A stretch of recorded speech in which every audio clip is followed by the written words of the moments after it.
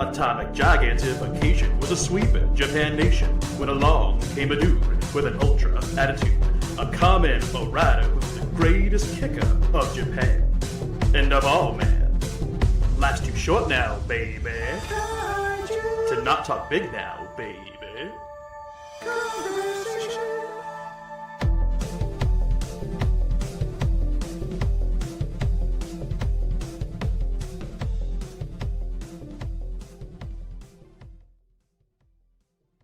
To Kaiju Conversation Live or bonus episode if you're listening to the podcast feed.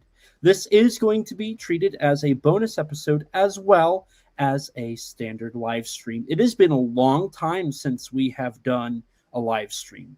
Actually, it was March of this year we did a special, and then it was 2023 2024 since we had just done a live stream. So it's been quite a while. I'm so happy to be doing this. The primary reason as to why we haven't done a live stream is mostly because of StreamYard's lovely relationship with me. It's very much a hate relationship. It's not really, there's no love there. It's a very very dire relationship. But we are going to dive in here to the people in the chat real quick. It says we have quite a few people watching. We've got Helmy. What up, Elijah? Hello, hello, hello. We have Riley. Hello, Riley. Helmy asks, are you coming to G-Fest this year? Also love the host poster. Yes, I do have a theatrical poster of the host, courtesy of Ron Bonk when he came to G-Fest. On the topic of G-Fest, we will be discussing that this podcast episode, this live stream, this recording, which is probably what we're going to dive into first here in a second. Helmy says he can hear both of us, so we're doing good. One more question from Edwin Gonzalez. Hello. If you had to choose for someone to watch this movie blind or recommend more, Yuzo or Hoshi 35? I'm going to sit this question out real quick just for the simple fact that I worked on both of these films. But Danny, you did not, you were a consultant on both, but you did not work on them. So I'm going to let you answer this question, and then we're going to dive into a bunch of stuff here. We are. Oh gosh, this might have to be an eeny, meeny, miny, mo situation for me. Yuzo is just as charming as can be, made by one of the most ridiculously talented indie filmmakers working in Japan right now, or anywhere in the world right now on kaiju stuff. If Yoshikazu Ishii's name is on something, I will watch it immediately because it is delightful and deeply heartfelt, and usually carries more weight than you might initially think. And Yuzo is one of those films where it definitely wears what it is about on its sleeve, but it does so very wisely and very, very profoundly, and a very, very fun film. Very, very fun film. Hoshi 35 is, it really spoke to me because all of the stuff that it's paying tribute to, the Heisei era stuff, as a celebration of Megumi Odaka's career and the presence of so many Heisei era stars from particularly Space Godzilla got a lot of love. That always makes me happy. I don't know if I could necessarily pick one over the other. I might have to cop out on this one a little bit, but if you're looking for something a little wacky, I would say Yuzo is your best bet. If you're looking for something with kind of a warm, nostalgic 90s hug, then you cannot go wrong with Hoshi 35. It'll depend on kind of what you're into. I don't know if I could pick one over the other, though. It's definitely a very difficult question. I find entertainment in both of them. I will say, and this is like the closest I can get to picking one. Yuzo was the first film that I got to work on, so that has like a very special spot in my heart as like the first film that I got to do for SRS. And since then, it's just been this really fun ride that is about to hopefully culminate into working on Brush for this upcoming release. That's probably my most anticipated film I've worked on so far. So that's pretty exciting.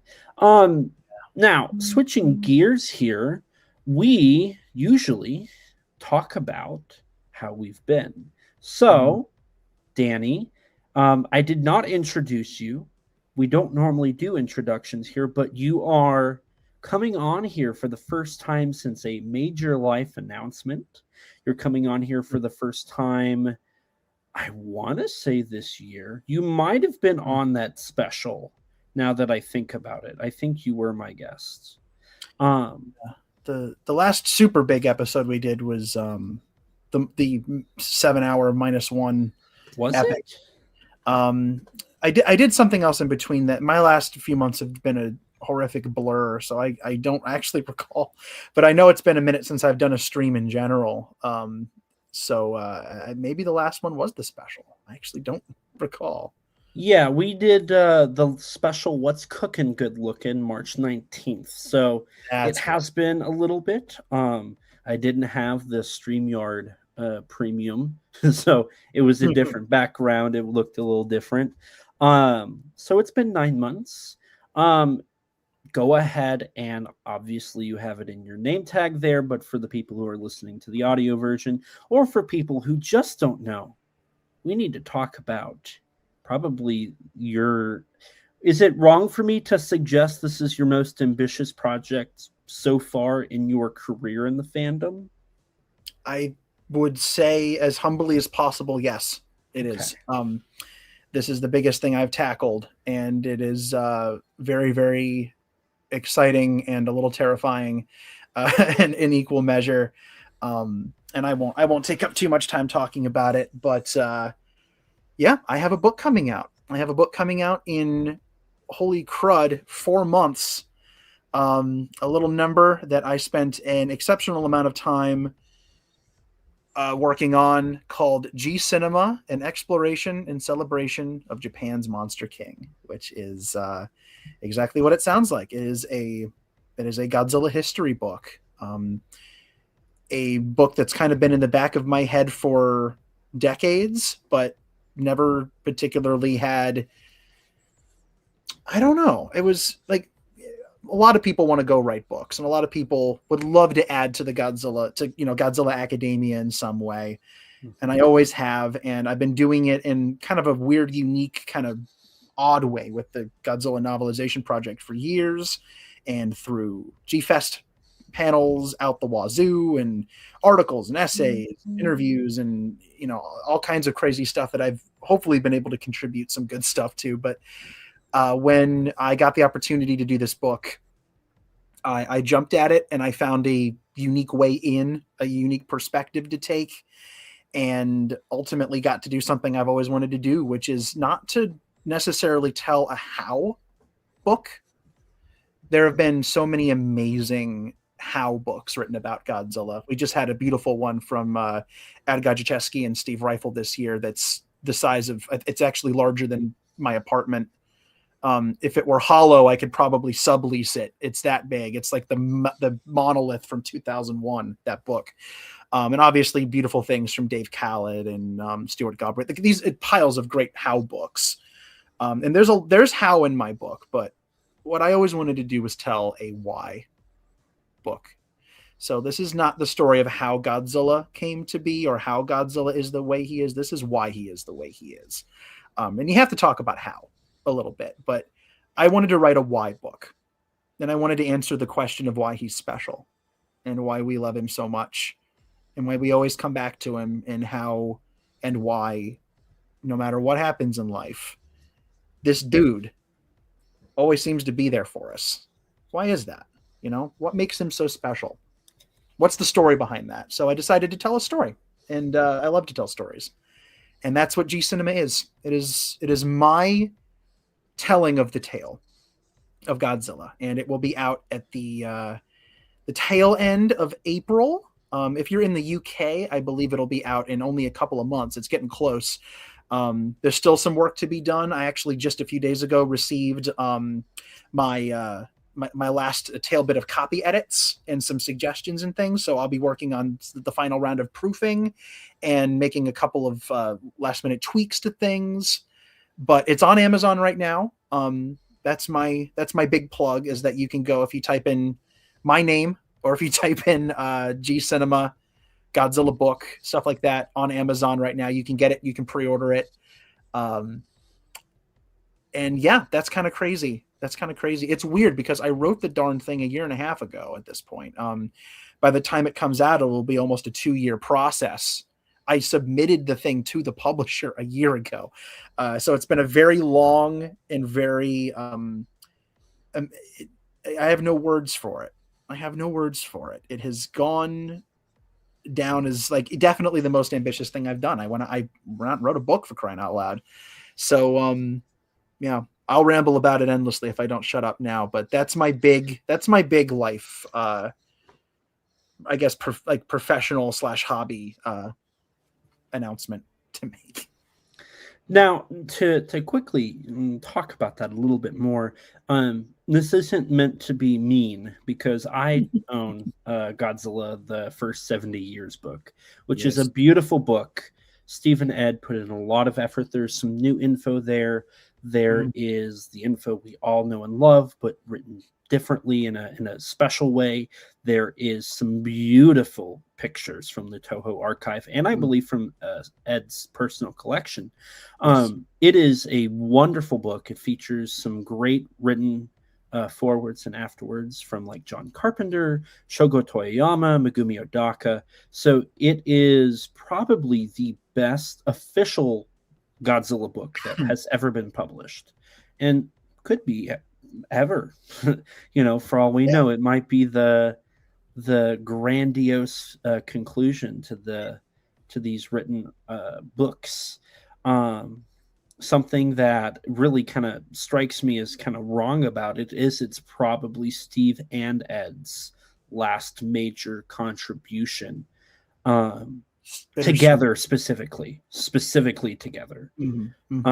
Obviously, Steve Rifle is working on Godzilla versus the World, which is a book tackling the politics of Godzilla. I don't recall if Ed's working on anything currently, at least from what we know. Regardless, they are going to be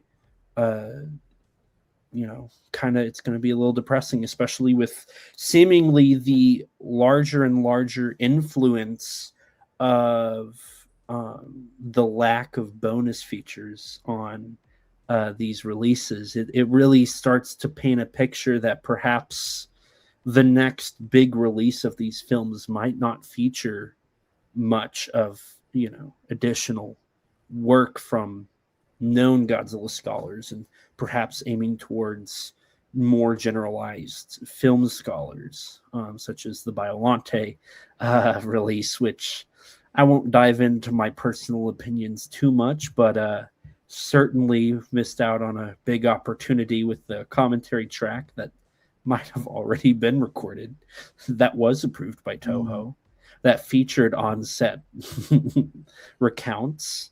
This is you not getting into it. No, this is yeah. Okay.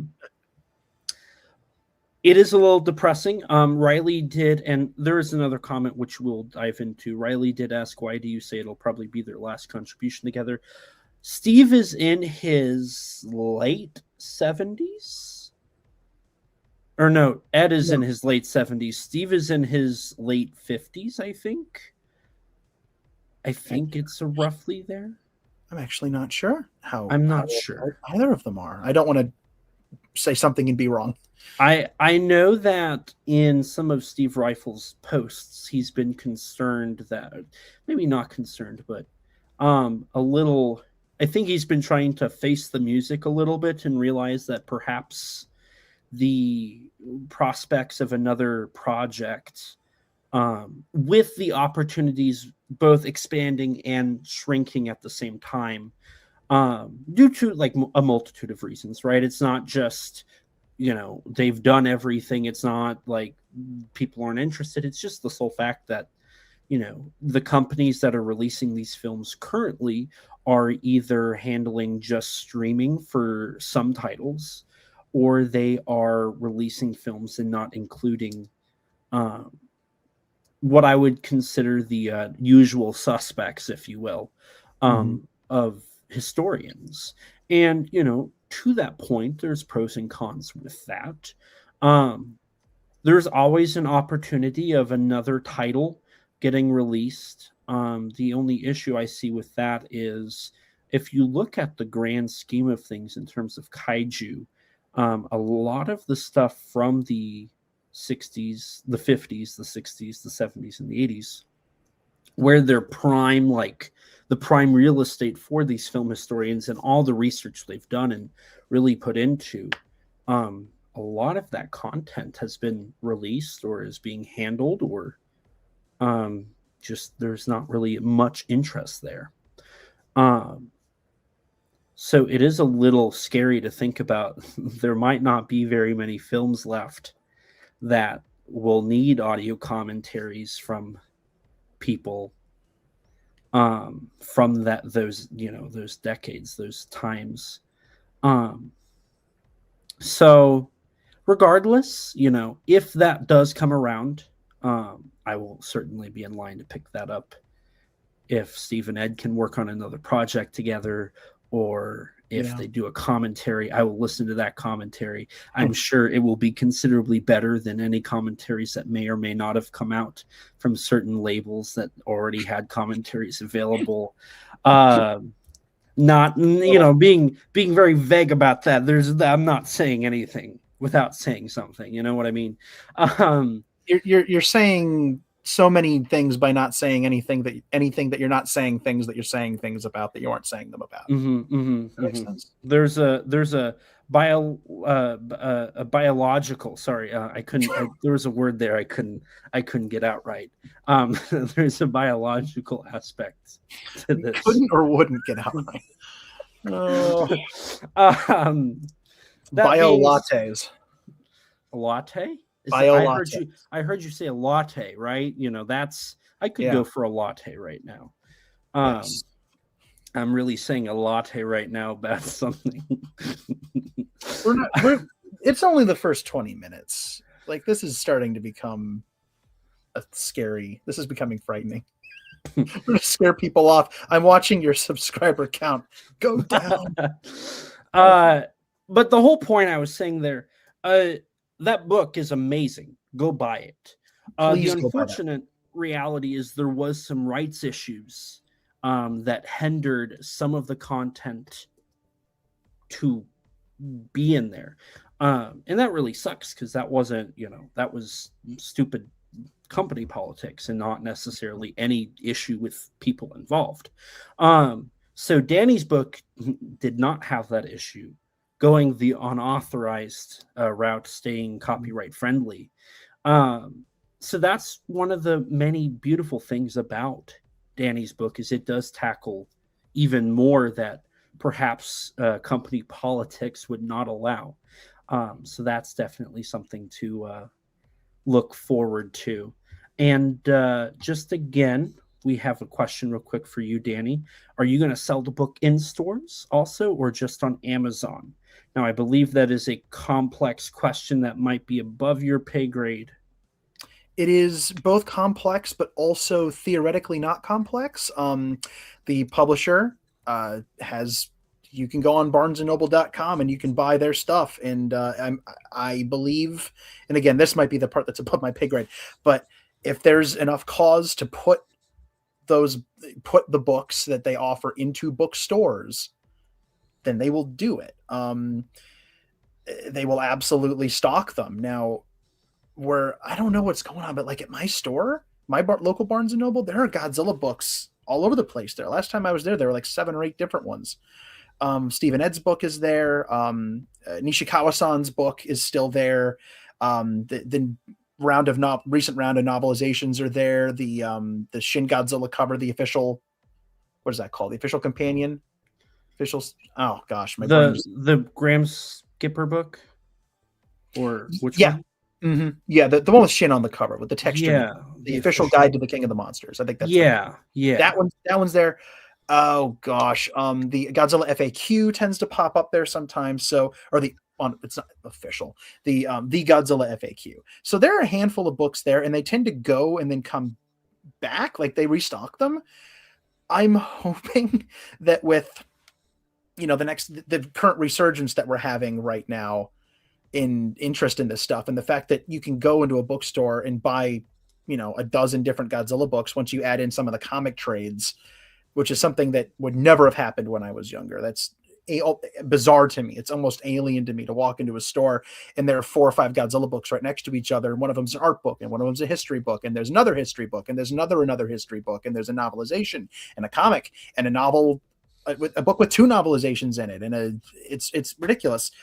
So in theory, yes, this book absolutely can be ordered through Barnes and Noble and should be on shelves. It'll probably just depend on different locations. But in theory, this is something you can get in a bookstore. Yeah, this is not made to print to order on Amazon. It's being published in print by a publisher in the UK. So it's a thing you can get through Amazon. You can get it through most book publishers. Books A Million should stock it, like pretty much anybody.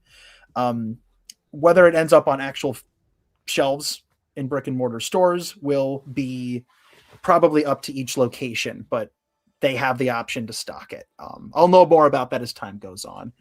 Donnie Winter is in the chat. Donnie does say a couple things here. They'll probably distribute to both Barnes & Noble and Amazon, which we got confirmation on. And the publisher is Font Hill Media. They typically do, oh my gosh, they have an amazing catalog of war books and real world event books. They're gradually growing their pop culture offerings. I discovered them because of a really fantastic book. It's actually right over there. I can't reach it to show, but it's a book on Jerry Anderson and Thunderbirds and the Super Marionation shows, of which I'm a huge fan. So I got that first, and that's how I found out kind of what they do and who they are. But they're doing more pop culture stuff, and I'm kind of amazed that they they wanted me to be a part of it. Oh, hey, look, another cool person. It is Matt from Monstrosities. Godzilla scholars are a dying breed. There's plenty of pretenders, though, which is very accurate. Yes. A shout out to a video that is not available anymore, but Matt did a great video calling out for the new generation of kaiju historians, kaiju scholars to find their footing and to get their stuff together and start doing it. I'm saying that jokingly, but he did a great video establishing that there is a need for people that want to dive into this stuff and to do research and to conduct interviews. And Matt not only made that video to encourage people and to help push the fandom and the genre forward, but he himself has done it. He did the bonus feature material for the Kamen Rider Dyad set. He was the head of that project for the first and the next, and that was amazing. There is some new interviews he went to Japan and shot. There is some amazing commentaries, some liner notes, and then he also was one of the 3 main members working on the Kamen Rider Elite Collection, the trilogy, which is Kamen Rider Shin Prologue, Kamen Rider J, and Kamen Rider Zio. I think it's Zo. It's escaping my brain right now. Amazing work. Those are available from Media Blasters on their storefront and on Amazon now. The standard edition specifically. Those are what is available for both. And then Dryker thanks you for answering his question. You're welcome. Thank you for asking it. Thank you. Donnie also wanted us to bring up, and yes, Matt did do a interview with Jeffrey Engels for his book, The Luminous Fairies and Mothra. I just finished it today. I had to hold off on listening to it, which I'll get to here in just a second. But it is it's about 48 minutes, I believe. and they tackle the whole process of the film. It is a great interview Matt and Andreas Perez of Kaiju Noir conducted with Jeffrey. That's available on their YouTube channel. As a side plug, if you haven't checked out on our YouTube page yet, which by the time this episode goes live on the podcast feed, it will be already out, and it will be a bonus episode for the feed as well. I was able to interview Jeffrey as well. Second time getting to talk to him. It was a lot of fun. We dived into a lot of the process behind the film. It's about 95 minutes, I think. So that's going to be a great time. Drops on Christmas Eve. So if you don't want to listen to your family members, you can listen to me and Jeffrey talk. That's great. Matt great. says props to Daniel for stepping up and doing the book. Thank you, Matt. That means a lot. Takes one to know one, sir. You do such amazing work yourself. You really do. And Donnie says, exciting. That's great. I'm glad the book is getting some good promotion. Yes.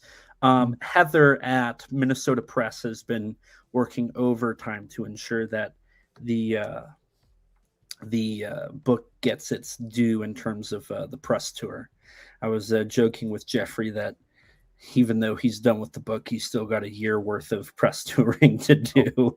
Oh yeah, he's got a lot. I know a handful of people who haven't released their interviews yet. My wonderful friend Alyssa has one coming up that will be a print article that she's working on, an interview with him, and her insist that that's the thing about this. When Kayama's Godzilla came out, Jeffrey interviewed with every human in the Godzilla fandom, and everybody wanted to ask questions, and it's always great to go through all of those different interviews, because you'll find different questions that pop up that might not have been answered, but you do get a lot of repeats. Alyssa's brain is not wired for repeat questions. It is wired exclusively for insightful, incredible questions. I cannot wait to see what she talked about with him, and the unique way that she asks questions and gets insights from people is going to be really cool. And I know a few other people who have interviews who got to read the book early and have been sharing their thoughts, and will be sharing it as the next month or so passes, because comes out middle of January? January 13th, if I remember correctly. Okay. I just got the final copy. I have the advanced reader's copy, and I just got the final copy. It was about 5 or so days ago. It's beautiful. Like the actual cover design and everything, it is very beautiful. I'm very happy with it. So it's definitely going to be very much a book for people to look at. Real quick, Donnie says that he got to meet the editors at a conference in New Orleans. I'm very excited about Mothra and other potential novellas. Yes. I know Jeffrey mentioned it in Matt's interview. So once again, go check out Matt's interview where Jeffrey talked about the hopes of doing a short story compendium. So that's definitely something to look forward to. Donnie also confirmed January 13th, I think is the date I said. So Perfect. We're doing good there. Patrick Galvin is in the chat. Hello, Patrick. Howdy. Publisher behind the Mothra novella, also has a translation of a Kurosawa book coming out soon. Exciting time for Japanese film fans, and I couldn't agree more. That's genuinely exciting. That's really cool. And then Jane Meyer in the chat saying hi. Hi, Jane. So I think we're about 30 minutes in now. Sans the first 3 minutes of technical difficulties. So I think now's a good enough time to go back to a question that was asked by Helmy. And actually the first thing on the docket that came up before, we do have a visual slideshow just to use as reference, but we are going to be briefly talking about the fact that G-Fest is starting to ramp up. Obviously, they opened up purchasing the early bird tickets, which are now over 80% sold out, which has never happened. They've never had a limit on those, which is kind of shocking. And then they announced panel submissions are coming up, which obviously you and I both have done our fair share of panels. I think it's still a little early to determine if we're going to be going, just because there is so much time between now and then. But are you excited, Danny, for G Fest? I'm getting there. I'm gonna be brutally honest. I guess this year's G Fest, but the last G Fest almost put me in a shallow grave. I was so busy. I loved every minute of it, but except for the parts I didn't. Except for all the parts I didn't. I was so busy. I think off the top of my head, I did 13 or 14 hours of programming at over 3 days. So I'm still not completely recovered from it. That's why I look like this. I'm not. It's bleh. It was a lot of work. I loved it, but it was a lot of work. So this year I'm not going to be doing that much. I'm going to be doing stuff, and I'm very excited for it. I will be doing not 14 hours of programming. I'm probably, if we always do the writers panel. So almost assuredly I will be doing the writers panel. Again, I'll be a part of that if I'm invited to do. I mean, I co-run it. I guess I can invite myself, whatever. It's fine. I was trying to be humble, but I can just invite myself. The writers workshop from this last G Fest was tremendously wonderful. One of the coolest things I've ever done in my whole life, like just really, really special, being around all of those amazingly talented people as they shared their stories and wrote them with us and workshopped them with us. Oh, it was just powerful.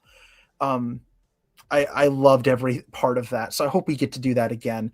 And I won't say anything else beyond that so far, but what I will say is that the wheels are in motion for, hopefully, fingers crossed, dear God in heaven, please, a special panel involving an anniversary, and may involve somebody who possibly is in this chat right now. I won't say who, I won't say what, but there's been some conniving, some planning, some behind the scenes shenanigans, as it were, that will involve a couple of very dear friends of mine. And obviously it's up to the cool people who run G Fest to approve that, but that's at least one panel we're hoping to do. So I'm looking forward to it. I always do. And I'd like to actually be able to experience the show this time and like actually go do things and see other panels and meet famous people and do other things that are good, that aren't just talking all the time. But I'm excited.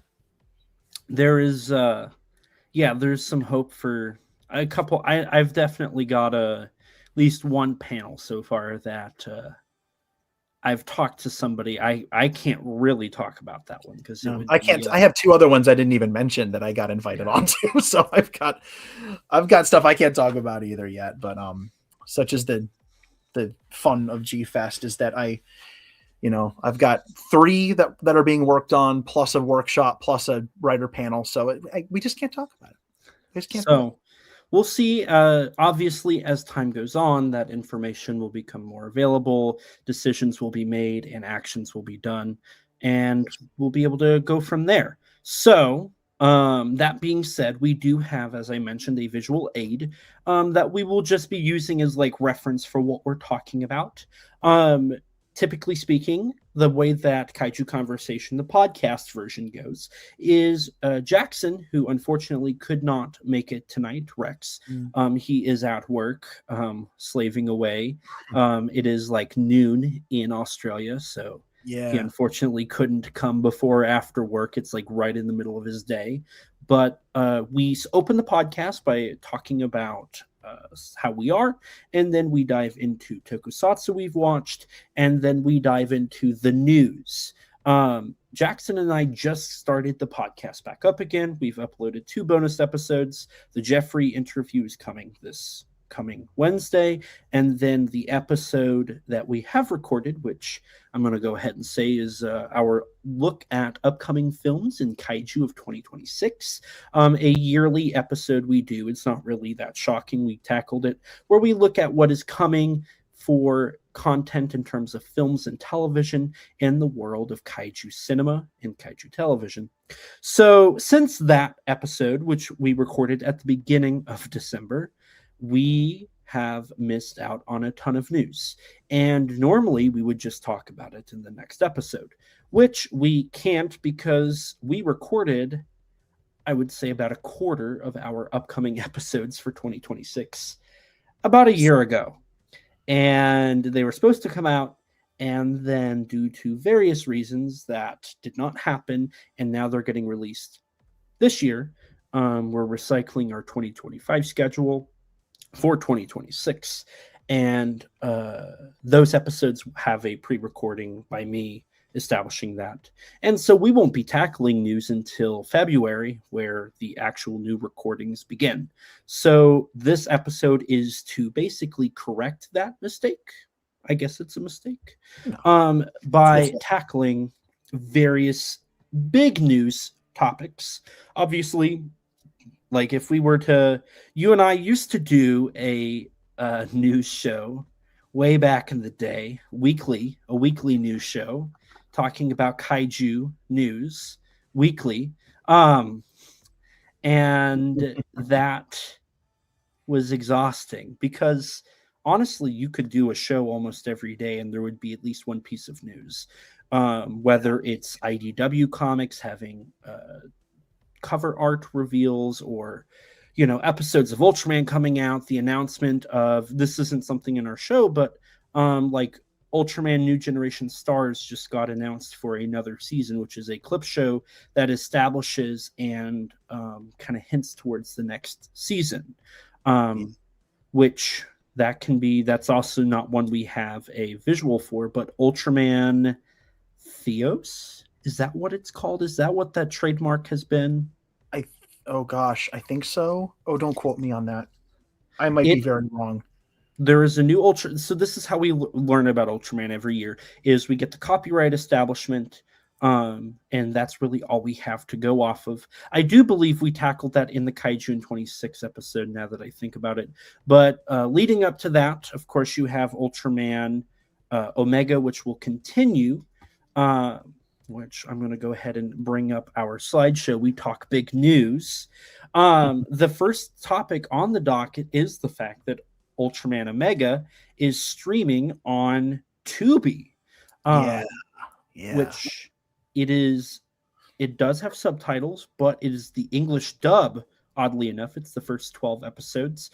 I know some people are shocked by this because it's still coming out, but I'm honestly not too surprised by this motion. Obviously Ultraman Omega comes out weekly on YouTube, but this seems like this is the right move because Mill Creek has made a deal with Subaraya, obviously, to release the newest shows and movies shortly after their full run on television and streaming. And why wouldn't you put it on a streamer? You know what I mean? Yeah. Why wouldn't you put it somewhere free, like not just free but notoriously free? Like Tubi is one of the only, like I'm an old fuddy-duddy when it comes to how I watch my movies, but Tubi's one of the only streaming platforms I actively use. And I don't use it that often. I have a lot of the stuff that I want on there already, like, I don't know, behind me, for example. But I love what they do, and I love that they make all of this stuff accessible to people who wouldn't otherwise be able to see it. And they've had a pretty decent collection of Ultra stuff in the past, but this is kind of not okay. I won't say it's a big surprise, but I will say it was definitely unexpected. I think that's a good way to say it. Like all of a sudden, this show that's still in progress is just there. Pretty amazing. In the dub. I mean, we've already been so spoiled with Ultraman over the last few years, just how rapidly they've been able to produce this stuff and get it out and then dub it. Not just subtitling it, but now they're dubbing it. Like they're just getting it out there.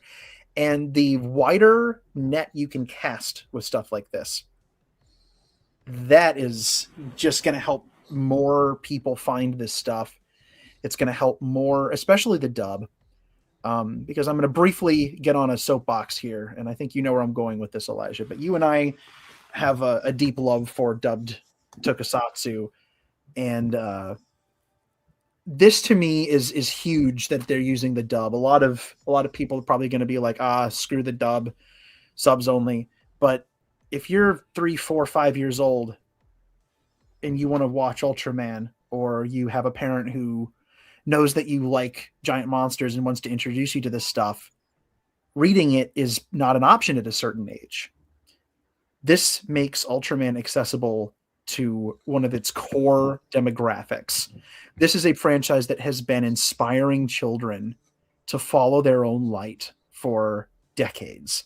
And there is no reason on this planet that this franchise can't do the same thing for American children now that it did for American children when AIPTV dubbed it back in the 60s and syndicated it for decades.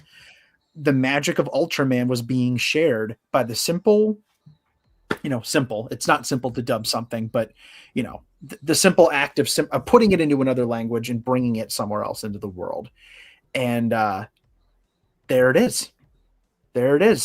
Jeff Goldblum. Well, there it is. The one negative thing about this is it's only streaming in 720, so it's in standard def, not high def. Oh, I didn't actually.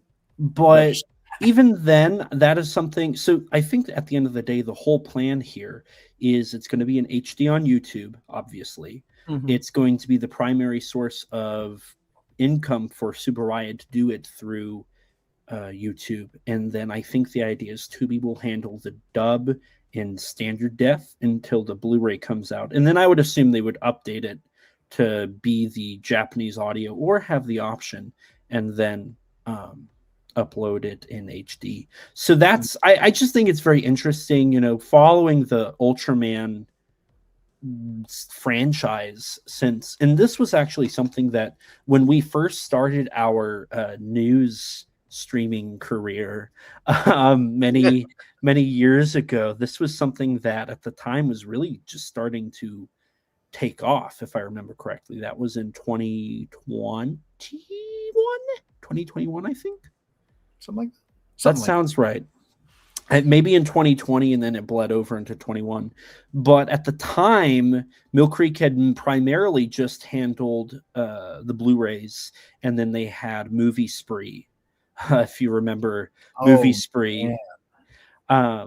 And then they abolished that, and they were like, nope, we're a physical only company. We're not going to do that. Nuked it pretty quickly. It was crazy how quickly they killed that off. I never used it. I was barely cognizant of it, to be perfectly honest. But I know that there were a few people who were like, well, where's all my Movie Spree stuff? And they were like, about that. You're going to laugh. It isn't a thing anymore. Sorry. That definitely made for a very interesting time. But no, it's fun to see that the Ultraman license is still they're not done expanding. They opened the Ultraman channel on Prime Video. They have almost all the stuff on Prime Video to stream on demand. Tubi has almost everything. YouTube obviously has select episodes and select shows that are available for streaming through Subaraya or YouTube movies. And it's just really awesome to see this stuff occur. I wouldn't be shocked if they expand to another streamer here before too long, just to have an additional distribution under their wing. It's been a long time coming, and I think it's very important to notate that Ultraman is really establishing itself internationally as a worldwide brand, which is exactly what Subaraya wants. Exactly. It's been exciting to see, and it's just going to keep getting bigger. We've had the live shows. There's no real confirmation for this, but I'd be profoundly shocked if they didn't go to G-Fest again this year, this upcoming year. This is it, man. I mean, it's kind of crazy to think that this is 60 years old coming up quickly. That doesn't register with my brain. Yeah. And it's bigger now over here than it's been ever before. It's bigger on the global stage. We'll get off of this in a sec, but this has been on my mind because I was. It's going to sound like a brag. It's not a brag. I was in Tokyo for the 50th anniversary of Ultraman back in 2016. I went to the Ultra Fest to see the 50th anniversary celebrations. I got to meet some of the Ultramen in person. I got to see, the suits. I got to see the live show. I got to see 50 years worth of Ultra heroes holding hands and uniting to stop a monster live on stage. I was close enough that I could have reached out and shook their hand. I did shake a couple of their hands. And then I went back to the United States, of course, and it was crickets. Because only, goobers like us on the internet were celebrating this. This was before Mill Creek had acquired anything. All of the DVD sets were, horribly out of print. Hold on a sec. Remember this guy? Yeah. Mm-hmm. For the audio listeners, I'm holding up an old Mill Creek release based off of the definitely legally acquired versions. It's not good. It's not a good time. And it was very, very quiet because it was just the fans celebrating it. You couldn't stream this stuff anywhere legally. You couldn't own Blu-ray. Like, you couldn't go get Ultraman Neos on DVD. That's crazy. Ultra Q had barely, I say Ultra Q had only just been released from Shout. Like, very recently at that point, 2014, 13 or 14. Mm-hmm. That sounds about right. So it was only just a few shows, and there was nothing like what we have now. Nothing like what we have now. So this is huge. This feels like a very simple thing. It's just another streaming home for the most recent show. But when you break it down, it's deeper than you might think. Right. It's definitely very important. And it's really awesome to see the IPs really work towards international acclaim and international recognition and all the stuff that comes with that. And on the topic of international licensing and IPs, here at Kaiju Conversation, we also like to tackle some of the more obscure and interesting pieces of news, and that actually transitions us into a most recent thing is the establishment of let me grab the exact name here, of the Oita Kaiju Bugon Management Organization, which is a organization solely based around the licensing and the intellectual property of Kaiju Bugon, a kaiju that I don't think it first appeared in the Daikaiju Bugon short. No. I want to say it started before that. It did. It was part of oh my gosh, I don't remember exactly what medium it was, but if anybody recognizes this name Bugon, it's likely from the short film. It screened at G-Fest. It's been making the rounds, but it does predate that short film. I just don't recall what off the top of my head. The thing about it is, so in Japan, they do have something. I don't think it's prefecture kaiju, but it's city kaiju, right? Where each city or each town, I think it's a town, they have kaiju that represent that town. It's very fun. They recently did a voting for the best kaiju of each town, and kaiju like Yuzo and Hoshikozu is the actual kaiju's name from Hoshi 35, and various other kaiju from these films, especially like the more indie titles. They all appear on this list. And Daikaiju Bugon is one of those. Yes. And so Bugon is representative of Oita, I believe. And so, or it's a Tommy. It might be a Tommy, because I think that's where they primarily have promoted Bugon, was through the Atami Kaiju Film Festival, which is a yearly film festival that shows kaiju films. Recently, they started doing short films where you can bring short films. That's where Hot Spring Shark Attack kind of got its birth at. and various independent films get their start there. Hoshi 35 had a lot of ties to that. Brush of the God has ties to that. There's a lot of fun, if you're a kaiju fan and you're going to Japan, if you're going just for the kaiju, which I don't recommend just going for the kaiju, but if you are, timing it around the time of that film festival is a great idea, because there is just so much to enjoy. There's so much to learn, so much to see. The Gotochi Kaiju thing, that's what it's called, Gotochi Kaiju, or local kaiju. Fun fact, that was the actual initiative for that. The Gotochi Kaiju initiative, the project, is about 9 years old, and originated with Hiroshi Sagai, the sculptor, the famous sculptor who has since passed away. And that was really his thing. That was like his big passion project in what sadly ended up being the final years of his life. But this was his passion, to give each town its own unique, because if you go to Japan, every town, every prefecture, whether it's like micro or macro, they all have their own unique something. Kind of like how in the United States will have a nickname, they will have a bird, they will have an icon, things like that. What's your state bird? I'm in Ohio. My state bird's the cardinal. Imagine going to Japan and saying, okay, this particular prefecture, this town, what's your thing? They would often rely on industry and trade. There was one, I don't remember the name of the creature, but it was essentially this big conglomeration of sentient ramen noodles, because they were known for the ramen industry in that particular town. So it's so uniquely Japanese, and it really ties the kind of it really solidifies the intrinsic nature of like the relationship between kaiju and Japan. It just makes it even closer, and it's been cool to see projects kind of come out of that. The Atami Festival, I would love to go to someday. My goodness, would I love to see that someday. Just to be there and see excited people watch these things, because none of these films are big studio blockbuster shorts or anything like that. These are fans and filmmakers who are putting their passion into doing these things more often than not with tokusatsu. With there's definitely digital stuff, but they're doing it in the traditional sense.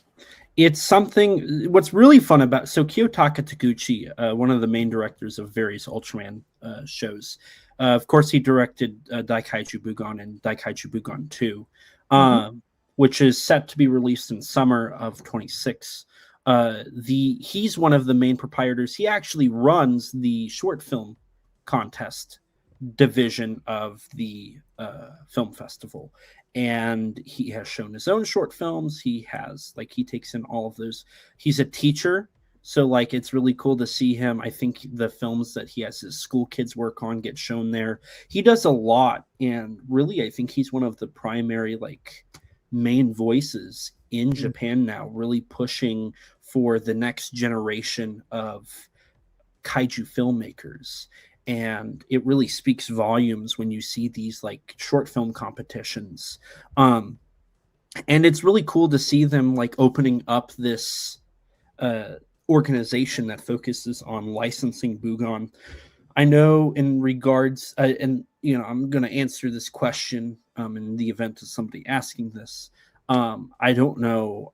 There's nothing I can say on the SRS front, but at G-Fest this past year, somebody did ask Taguchi if they were going to do a Blu-ray of Daikaiju Bugon, and the answer was it's too short. Maybe after the second one, we would do a Blu-ray release, but until then, there are no plans. There's no they just don't want to touch it. So that is something that as time comes on, we'll see how that goes. Real quick, I did notice Dryker has to go. He asked a quick question, so I'm going to throw him up here to do this. Where are the Ultraman Blu-rays sold in store?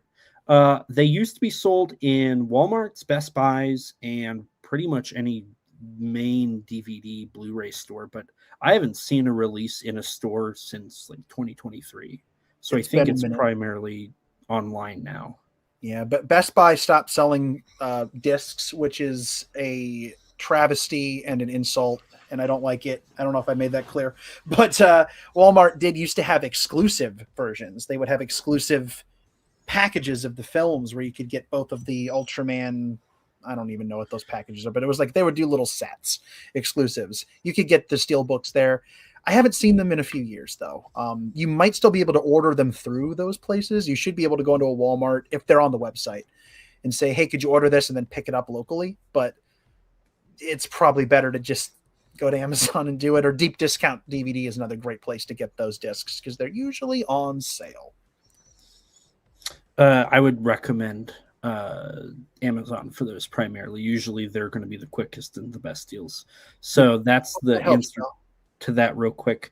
Mill Creek also did, on the topic of Mill Creek, they did a wonderful Mothra release that used to be sold in Walmarts, which I haven't seen in quite a few years. It's been a minute. But next year we are going to see quite a bit of a Mothra coming from Japan. They've dubbed it Mothra Year, which this isn't the first time they've done the whole marketing strategy of labeling a year after a kaiju. I think infamously in 2018, Toho marketed the year as the year of Mechagodzilla, with Mechagodzilla's appearance in Godzilla 2 City on the Edge of Battle.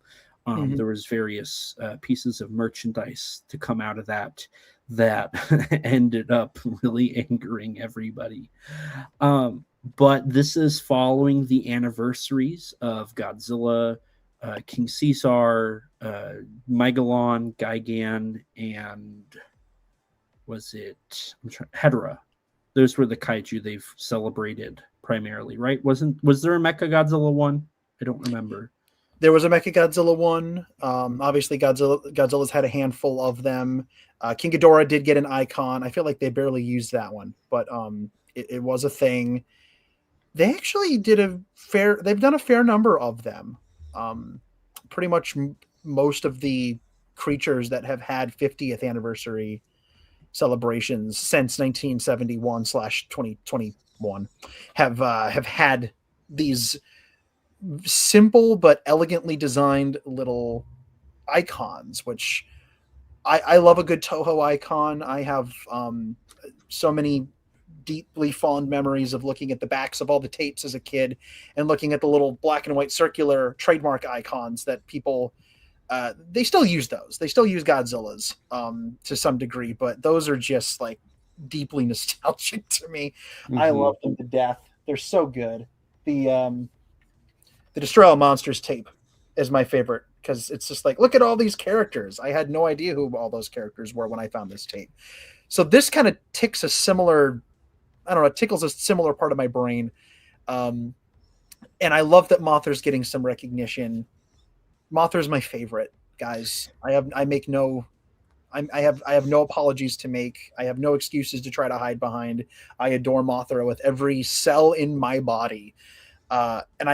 One of the things about this that I love the most, and if you look at the poster that was released to promote the pop-up store that they're going to be doing here, which opens in January, end of January, 29th, you'll notice that there are a lot of Mothras here, but there's a particular presence for the Rebirth of Mothra trilogy, because 2026 is not just the 65th anniversary of the original Mothra, it's 30 years of Rebirth #1. So the fact that Toho is even acknowledging the Rebirth of Mothra trilogy is something of a Christmas miracle to me. I'm one of, I don't know, there are like 2 people in the world who love those movies, and I'm both of them. But there's one in the chat. There's one in the chat. So Donnie and I could go on about how much we love the Rebirth films. We're not fools. We see the seams and we see the creaky bits, but we love them. And we are, like, I know Donnie and I have chatted about this a little bit. We're both very excited about this. I'm happy to see those films hopefully get some love. The pop-up store is going to be fun. As a Mothra person, next year being like the year of Mothra, it just feels like nature is healing to me. Like, that just feels nice. I am secretly hoping, not so secretly because I'm about to admit it, but Bandai has kind of been going nuts with the weird, obscure stuff. It's like every form of Hedorah almost has a toy now. The giant flippin' condor just got one because the American fans are all about the memes. What was that? A little louder? But I'm secretly, not so secretly, hoping that Bandai just kind of vomits every form of Mothra Leo into vinyl form. It's been, almost 30 years. There's never been a toy of Eternal Mothra from Mothra 3. It's been 1,000 years since Leo and the Rebirth of Mothra 2 version of Rainbow Mothra or Aqua Mothra got. Or Descadora. Yeah, we need Descadora back. We need a new. I know that P Bandai just did a Dagara, but it was $920 billion. Put a cheap one out. I will give you $20 for one. I will give you $25. I'll give you $25 for a Dagara. Get a new Cretaceous King Ghidorah out. Get a new Grand King Ghidorah out. Do you like fuzzy? Do you like Furbies? How into Furbies are you? Can we talk Furbies? 1/1 scale replica of Go-Go with flower basket. Yeah, I will. If they don't make it, I'll make it. Watch me. I built a King Caesar statue 2 years ago because they weren't making one. You know what I really want is I want Go-Go pea flavored hot sauce. You probably don't actually want that. It seems like something you shouldn't want. Healing hot sauce. Healing hot sauce. That's what it'll be called. It's more like garlic parm hot sauce. I could sit here and tell you I wouldn't buy it, but I don't want to lie to you, nice people. So just for the joke. Matt Burkett would love that. I would gift him 24 like 12 packs of garlic parm Go-Go's healing hot sauce. It's right there. I actually hate everything you just said on certain levels, but oh no, look at that. Yeah, I hate you, Elijah. End quote, your friend. But wow. I hope Godzilla Foods isn't watching because they will absolutely steal that. They will steal this idea. Gorgo P hot. Oh god. I saying it out loud, I just feel dirty. I hate it.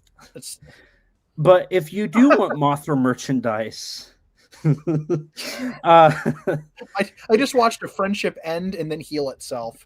Like it's almost like you got peed on and your friendship got peed on and it healed. Oh my god. You're welcome. I wrote a Godzilla book. Please go buy my Godzilla book. I'm a serious academic. I swear. If you want some level of merchandise, they are doing a handful. They're doing some Mothra chopsticks, really, really great. Bandai Spirits is doing an art vignette Mothra 96, which looks like it's going to be like a little statue thing, which looks cool. It's only in the 3D modeling stage. It's not remotely close, but it looked interesting.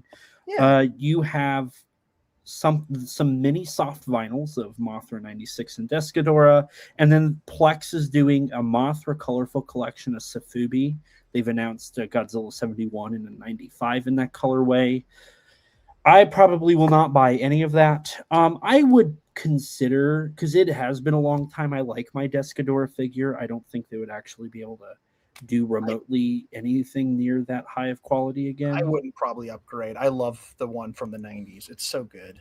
But I would probably buy a couple of the like Aqua Mothra, Eternal Mothra. Like those I'd probably get. I'm a little more picky about what I purchase anymore, but those those more like obscure crazy ones, like I want to get the giant condor just for the sake of it.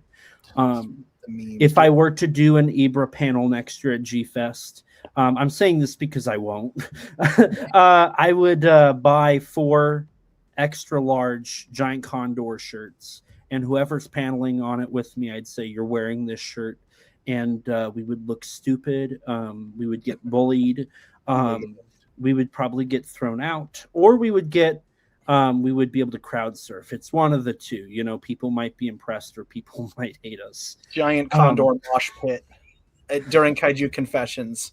It'll be the next Bolton parade. Which, gosh, does anybody else other than Elijah and I remember this magical moment from like what year was that? 2019. Yeah, it was 2019 when we Yeah, didn't know each other, but we happened to have we didn't know we didn't know each other back then. But there was just every couple of hours on like 1 or 2 days there was just a random Bolton conga line of full-grown men, just doing this in a conga, just marching in their khaki shorts with their hands graphic up, t-shirts, their graphic t-shirts, and their uncleaned bodies and their gently wafting BO marching across the. If you're one of these people, I don't think you're stinky. By the way, I'm just trying to paint a picture. It's nothing personal. I'm painting a picture for the audience here. But it was a real thing that happened, and I think it was magical. It was unique. Again, please come back, Bolton conga line. The Bolton Bros. Some other things that are going to be occurring is there's a Mothra exhibit, which this would be kind of cool to go to. They're going to focus primarily on the Heisei stuff. They're going to have props from Rebirth of Mothra, specifically Mothra 96, Mothra Leo, and the Mothra larva. They probably will have a handful of other props that are dead, but still halfway exist, depending on who they can get from their private collection. That'll be pretty fun. And then there's going to be a Mothra art display with some really beautiful work. It looks, I don't know if you've actually looked at all of it, Danny, but I actually really like the Mothra artwork they're going to have on display. For me, the biggest one, and that's just because I've been following this since I want to say it was 2018 when Toho announced the Godzilla 4K. It was the Godzilla 4K plan. Was that what it was called? It was where they restored a minute of each film and they did a super compilation trailer. And they showed a minute of every Godzilla film restored in 4K. And that project has been now going for almost 10 years. And we are nearing the end of that, which we're going to dive into how it's even further along than it was. But during the Godzilla or the G-Fest episode of the show, we talked about this, but there is talk about the Destroya 4K restoration and that the cinematographer had accidentally said that he had seen Godzilla versus Mothra in 4K, but it was confirmed with this press release of the Mothra year that Shibuya's Godzilla Theater will be showing Godzilla versus Mothra in 4K. It's really cool because that is one of the last two films of the Heisei era, before we get to the other news, that needed to be restored. And it's one of 3 of the 90s films that was needing to be restored, which we'll talk about that later because all of that kind of loops back around to another piece of news, which is pretty cool. I am anxiously waiting to see where the 4K plan goes. Obviously, they've been slowly doing the theatrical rollout or the broadcast rollout, and then they've been doing the physical releases a lot slower, but they've been handling that. And then, of course, the international releases have been moving at a way slower rate. But we did get Biollante this year in 4K, and we got 54 in 4K last year, I think it was. So there is clearly a slow rollout internationally. Obviously, we also got Shin Godzilla this year, so it's been oddly quick in terms of like the first 4K we got was -1, and then it was 54, and then Biollante and Shin this year. So it's been moving at a remotely quicker rate, which is always nice to see. But did you have anything you wanted to add to any of that news there, Danny? Not particularly. I'm just I'm ready. I'm ready for more Mothra. My wallet probably isn't. I don't know how much of this stuff I'm going to purchase, but I'm just going to be very happy that it exists, and hopefully, fingers crossed, I get to celebrate Mothra a little bit or be part of celebrating her at G-Fest. I think that would be really special because I would not be sitting here without Mothra. Like. Those films were incredibly important to me. Anything she's been in is important to me. So I'm down. I'm excited.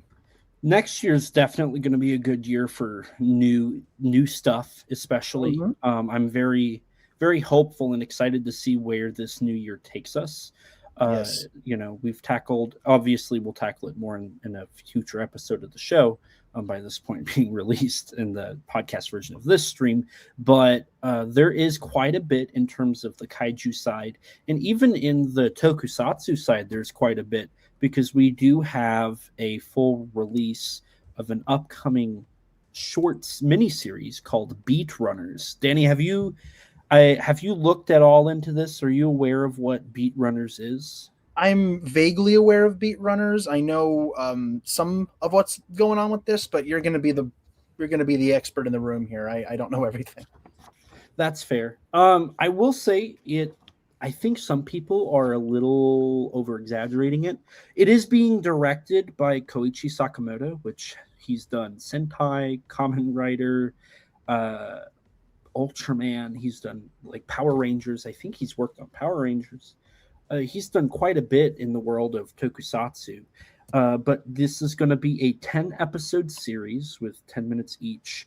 It's described as J-pop meets tokusatsu. It's got this weird thing where it's going to be um, based off of music. Like, I guess I'm assuming it's going to be very techno. I can just see it now. It's going to be the UK dub of Gamera Guardian of the Universe, but with tokusatsu heroes. And it's just going to be it. They've described it as its sync action, so I guess any fight's going to be synced to this like dubstep, like and they're just going to be punching to that beat or something. Yeah. It starts in January of 2026 on Tokyo MX, a channel in Japan, of course. I don't know if they've established anything in regards to if it's going to be released on like an international scale. I'm going to assume not, because it sounds like it's going to be a relatively cheap series to produce. There is no like actors; it's all suit actors and uh, you know voice acting, dubbing, and whatnot. So we'll see how it goes. I'm definitely interested. I am too. This is a cool idea. It's very easy to look at something like this and just say, "Look, new Sentai thing. Look, new Toei esque thing. Look, new fill in the blank on whatever this is." But I love. That's one of my favorite things about this genre is you can take the vaguest of silhouettes and you can do anything within that shadow that you want to. There's a reason why there's been a new Ultraman for like every year ever. You know, not literally every year ever. I know they took breaks, but like it's the same. It's a big silver, mostly silver dude that transforms, gets real big, and does punch stuff. And then after punch thing happens, monster go boom and is no more monster. And then punch happens again later next week after new monster arrives and punch happens again. And you can take that very basic dumb sentence I just said and you can twist it any specific way. The designs on these guys are fascinating to look at. They're just so sculptural and interesting, and God, I love this stuff. This stuff is fun. It really does. It really does make things better. Now, I'm excited to check this out. on the topic of loving stuff, the world of kaiju and tokusatsu is very vast, and there's a lot of things people love about this genre. There's stuff people don't love about this genre, but what's really fun is we got a trailer released for a movie that is probably going to be great. Now, before I switch slides, I'm going to establish that I don't know if this is going to play on command. So if it does, it might be loud. And if it is loud, then I'm sorry. I will turn it down as quickly as I can. But we do have, or it might not play. It will not play. I wasn't sure if it was going to work or not due to the loveliness of StreamYard's interface with Google Slides. Danny, this is the trailer for Dragon Lizard Lord versus Gorilla Monkey King, directed, written, edited, and produced by Omar Saya. Are you well established with the Dragon Lizard Lord lore or franchise? I am deep. I am on the forums. I am in the weeds. Um, all kidding aside, I am eternally charmed by Omar's work within this genre. I have seen Dragon Lizard Lord Super Monster, and I have seen Hammer the of animated Hammer of the prequel Dracos? Is that what it's Hammer called? of Draco. Yeah, I've seen that. All the stuff that's on the SRS list. I've met him in person. He is a fascinating and an endlessly creative person. I find him to be just the coolest cat in any room he walks into. That guy, just a nice guy and somebody who loves this stuff and has taken it upon himself to add to the genre by putting people in suits and building buildings and coming up with this crazy, like, I don't know, it's like if a heavy metal concept album met backyard filmmaking met an Ultraman set. And it's just like the most interesting thing to me. And I know he was working on the next epic installment, and I'm glad to see that it's actually like it's moving forward. He's doing it. He's making his dream come true. I love this. Omar and I have been talking a lot. I wish I could show the trailer because I think he would very much appreciate, the publicity. It is. I'm not going to beat around the bush. It is absolute backyard filmmaking. So it's not for anybody who is looking for cinematic levels of high quality, but it is very like Omar is a very sincere, very authentic person. Yes. He has been talking about we've been texting back and forth about his work on this. Like he builds all of the suits himself, which I couldn't even build a suit. The suit I had for my short film I outsourced to somebody in this stream right now. That's true. So I can't even imagine what it was like to produce a not just one. There's like 3 or 4 suits in this. Yeah. This is definitely inspired by Godzilla Kong the New Empire. The gorilla monkey king looks a lot like Scar King. Tiamat is, I think it's officially Tiamatzilla, is absolutely inspired by Godzilla. It's actually adapted from a comic book he did, which is available on Amazon. It's called, I think it's called Tiamatzilla versus the Kaiju Kongs, if I remember correctly. It's an adaptation of that work. It's very interesting, and it's one of those things where it almost doesn't feel real, which is both to its dismay and as a positive. I've definitely talked to people who actually are very interested by this work. I am a little inspired by the simple fact that this guy goes out and makes films. Like, he wants to make these and he does his job. It's all from his personal, it's all his money. It's all his time. If he has buddies who will be willing to help him. This is a peek behind the curtain a little bit, but at G-Fest, he was like, "I love your work. Will you work on the film for me?" So there is a little bias from me. I'm not going to lie, because I will be working on this film. I'll be working with Omar directly. But I am excited, one way or another. There is a little bit of excitement that comes to to me for this film. It may not be stellar, it may not be something, I put on every single day and watch. But, if I can find joy in a movie like Sharkdemic, you can find joy in stuff like this. So I just wanted to at least talk about it a little bit, just because it's worth notating at least. It's worth mentioning. I have a love and respect for people who go make films. Backyard films are not to everyone's taste by any stretch of the imagination. They are, by the very nature of being largely passion projects dictated by one person or a couple of people, they are charmingly rough around the edges and raw and just completely driven by somebody wanting to go tell a story. And I always say that anybody who's gone and made a movie has made one more movie than I've made. These are people who don't just sit around. They go and they make their thing, and they believe in it. And Omar is absolutely the epitome of that for me, because he's done this a few times. He made a feature film. He made an animated film. He's got a comic. He cares about this stuff and he wants to share it with people. And goodness, I couldn't imagine anything more deserving than that. Like, go support people in their artistry and the unique things they want to do with their lives and the stories that they want to tell. I just love that. And making kaiju stuff's not easy. You've done kaiju filmmaking before. I assisted. I tell you what, making kaiju suits isn't easy.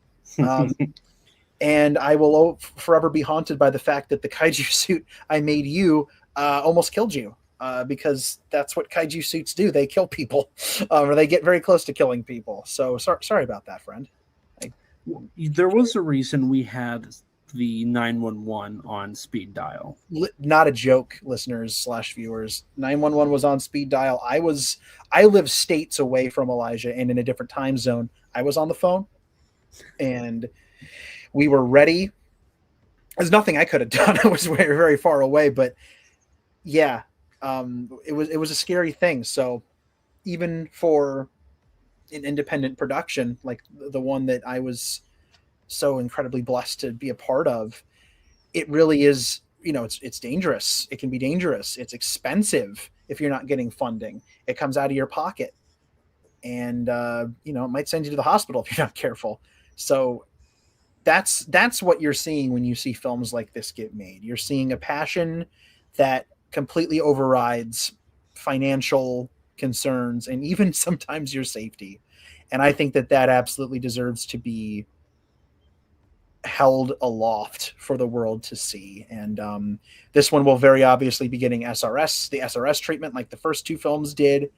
And by the way, I will definitely, if we didn't mention that before, go to srscinema.com and go grab a copy of Dragon Lizard Lord Super Monster and support Omar, support this stuff. Give it a watch, and just, watch it from the perspective of, man, this guy went and made a movie. This guy went to go make a kaiju movie, and that's just the coolest thing.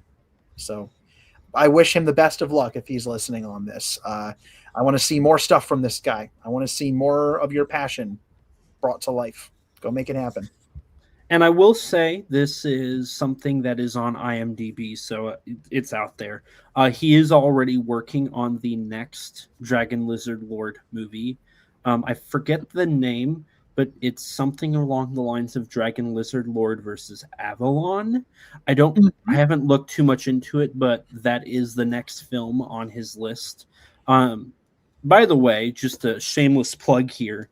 If you are interested in upcoming kaiju films, there is a website, www.kaijuconversation.com /upcoming kaiju films that does tackle all of the upcoming kaiju films that are coming, whether it's from Japan or Thailand or China or anywhere that may be. One of those even being from India, recently announced, or recently, I guess, shown courtesy of Avery on Facebook. There he posted this poster here of something called Nagzilla, which is a Hindi production from Bollywood. I went and did some digging about the project because I was curious. In Avery's post, he did say it's supposed to be the beginning of a trilogy. So Nagzilla 2 and 3 would be something coming. India is no stranger to the kaiju genre. For reasons I can't talk about right now, I have been diving into the world of the Asian giant monster scene. Not just Japan, diving into the entire continent of Asia's productions. And India has absolutely created so many, definitely not just Gogla, like some people like to like to say Gogula was not the first and it was not the last. Yes. But Nagzilla was announced in April of this year, actually. So it's been known for quite some time. It might not be Kaiju. The only reason people suspect it is Kaiju is the title, having Zilla at the end.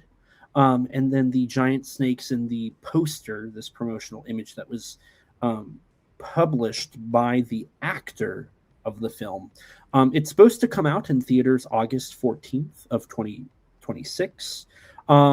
Filming actually just began in November.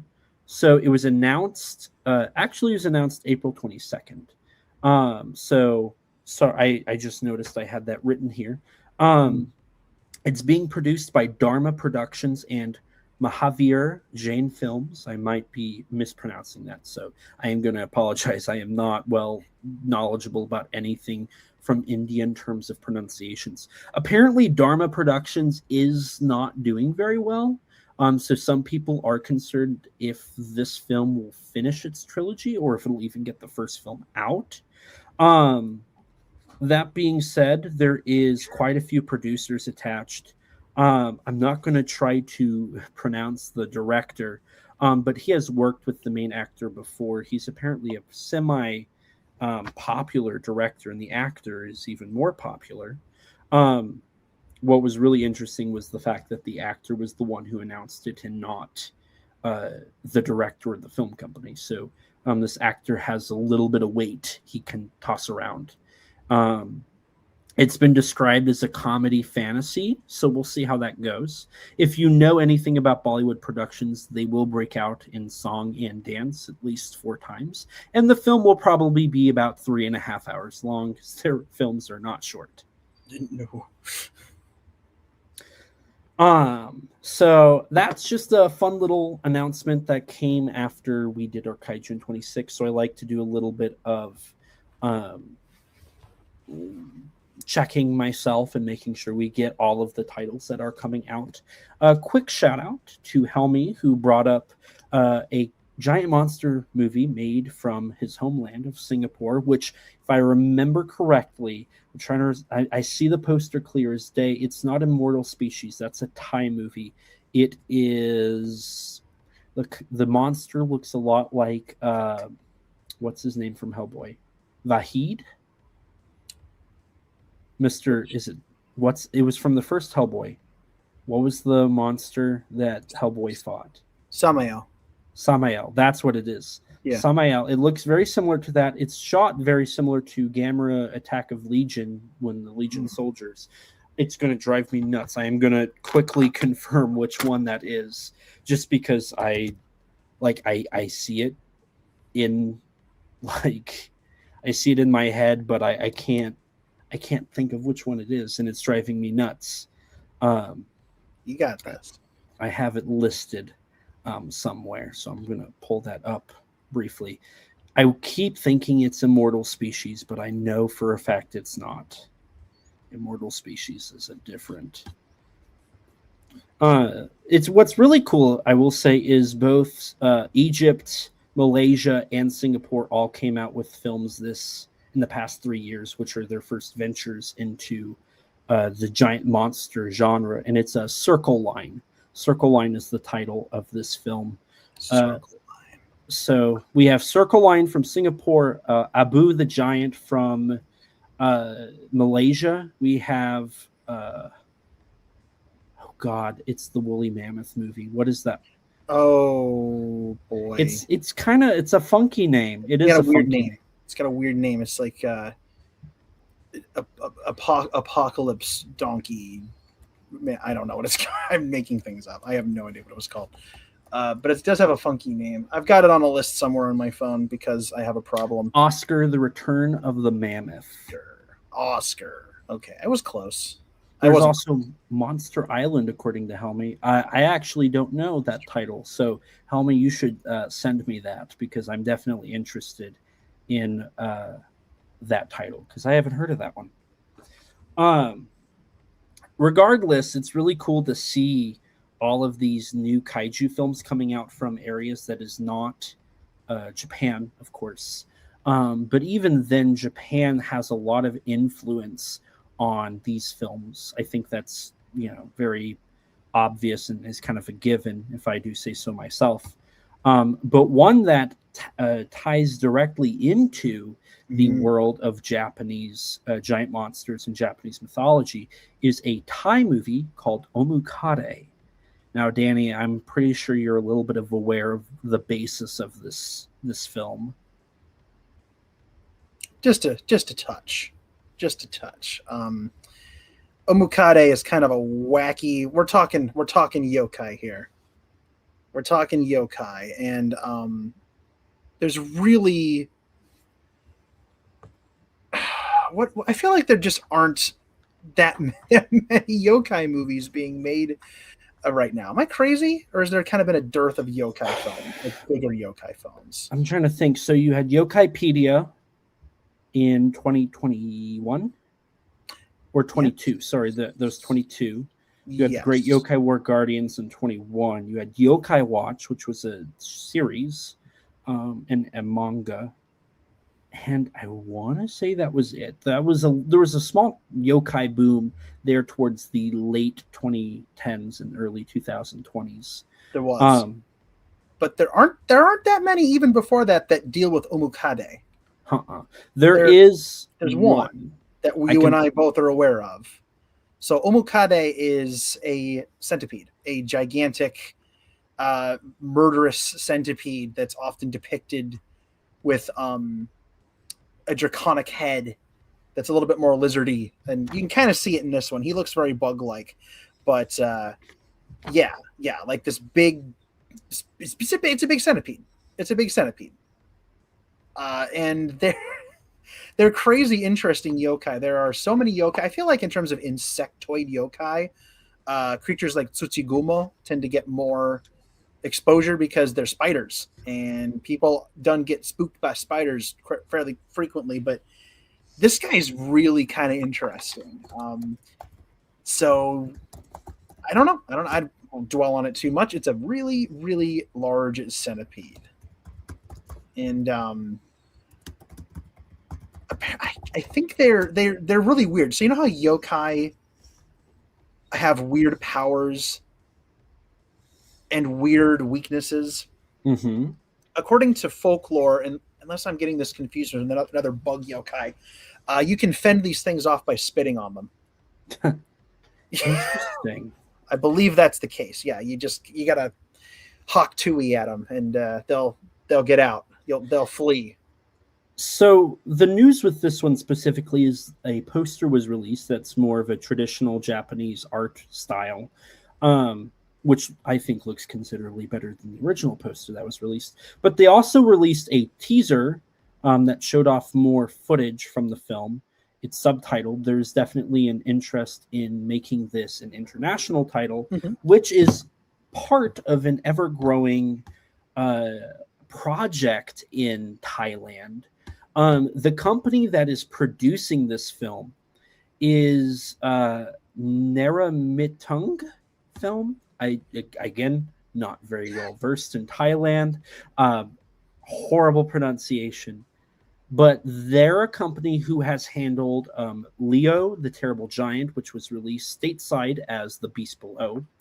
They handled The 100, which is released in America as Creepy Crawly, and the film Takli Genesis, which is just recently got released here stateside as Project Genesis.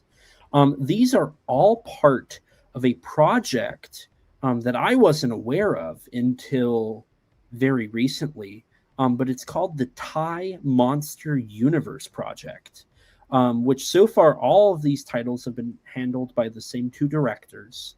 I'm not going to try to pronounce their names. I did write an article, another shameless plug, on Kaiju United, covering all of the news and kind of like the general consensus of what Omukade is. So they've been doing these almost yearly. This is the newest one to their credit.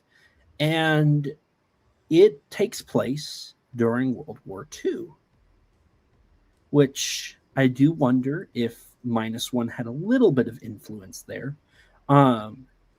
It looks horrendously gory. I don't know. Have you watched the trailer yet? I actually have not seen the trailer yet. I didn't know. I heard that it was going to be a little gnarly, I think, from one of Avery's posts, but I haven't seen the trailer yet. That's kind of crazy, which does make sense because they do go after people in mythology. They are human killers, and they will cut you up. They will do horrible things. So maybe that's one of the reasons they haven't done a lot of films with these guys, is because they're just gnarly, murderous beasts. And the one example that you and I do know of that uses this creature, it is a little gnarly. Mm-hmm. So maybe that's why. But yeah, I need to watch that trailer.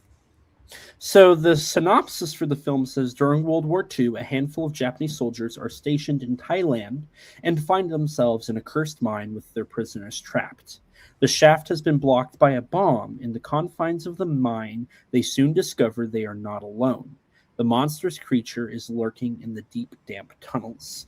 So omukades can also transform. I'm going to relate it to a film that I think, like, if anybody else were to try and relate it to this, they'd say, oh, it's inspired by this, but it's not. It's very much like The Thing, John Carpenter's The Thing, where the omukade can transform into humans. It can look like its prey to draw them in this film. And so it uses that. There's a little bit of like zombies in here, which are probably controlled by the omukade, I'm going to assume. It looks really gnarly. The visual effects look great. It looks very bloody. The film did have a premiere. It was premiered at Slash Film Festival in September, but it's getting released here in January. So I'm really excited to see if and when it comes to the States, because all 3 films of the Thai Monster Universe project have been released stateside. Creepy Crawly was released on Blu-ray from Well Go USA. I think it was like Slash Film released Project Genesis, and then Leo was released by, I don't remember. Leo was the only one that received a DVD exclusive release, which is unfortunate, but it got released to Walmart's, which was really nice,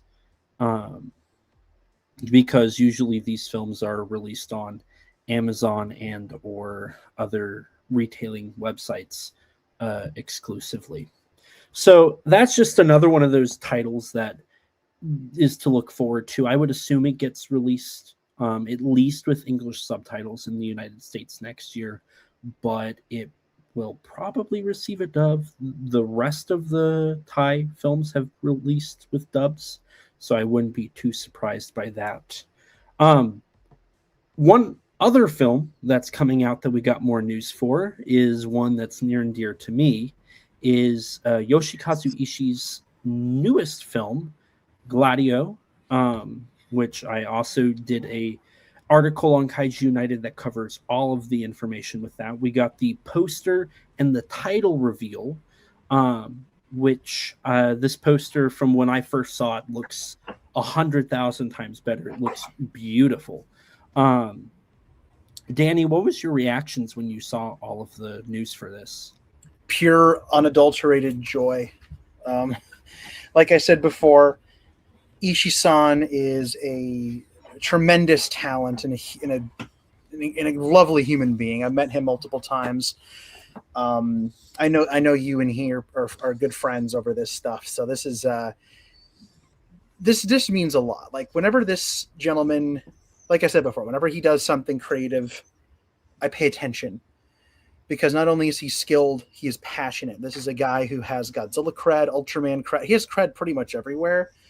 But I fell head over heels in love with this guy's work when he released Attack of the Giant Teacher, a film that I saw at G-Fest, and was it had a really deep effect on me. I don't know. It was just such a lovely film.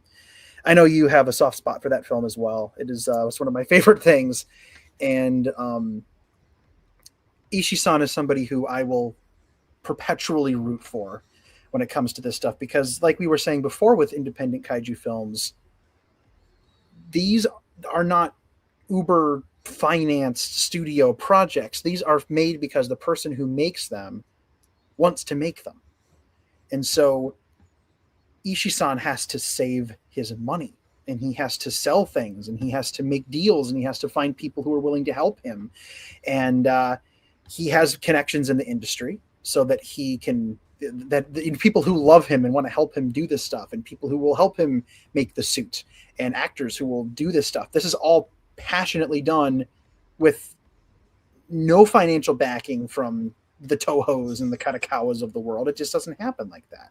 Mm-hmm. So every time I see something like that from one of these guys, from Ishisan, and this beautiful poster and the promise of a new kaiju film that came directly out of this guy's heart and right into his camera and then into our homes, I feel nothing but happiness. And it's always a nice day when something he works on gets worked on in general, or gets shot, a little bit of progress, a little bit of movement forward, and he has a finished film coming out.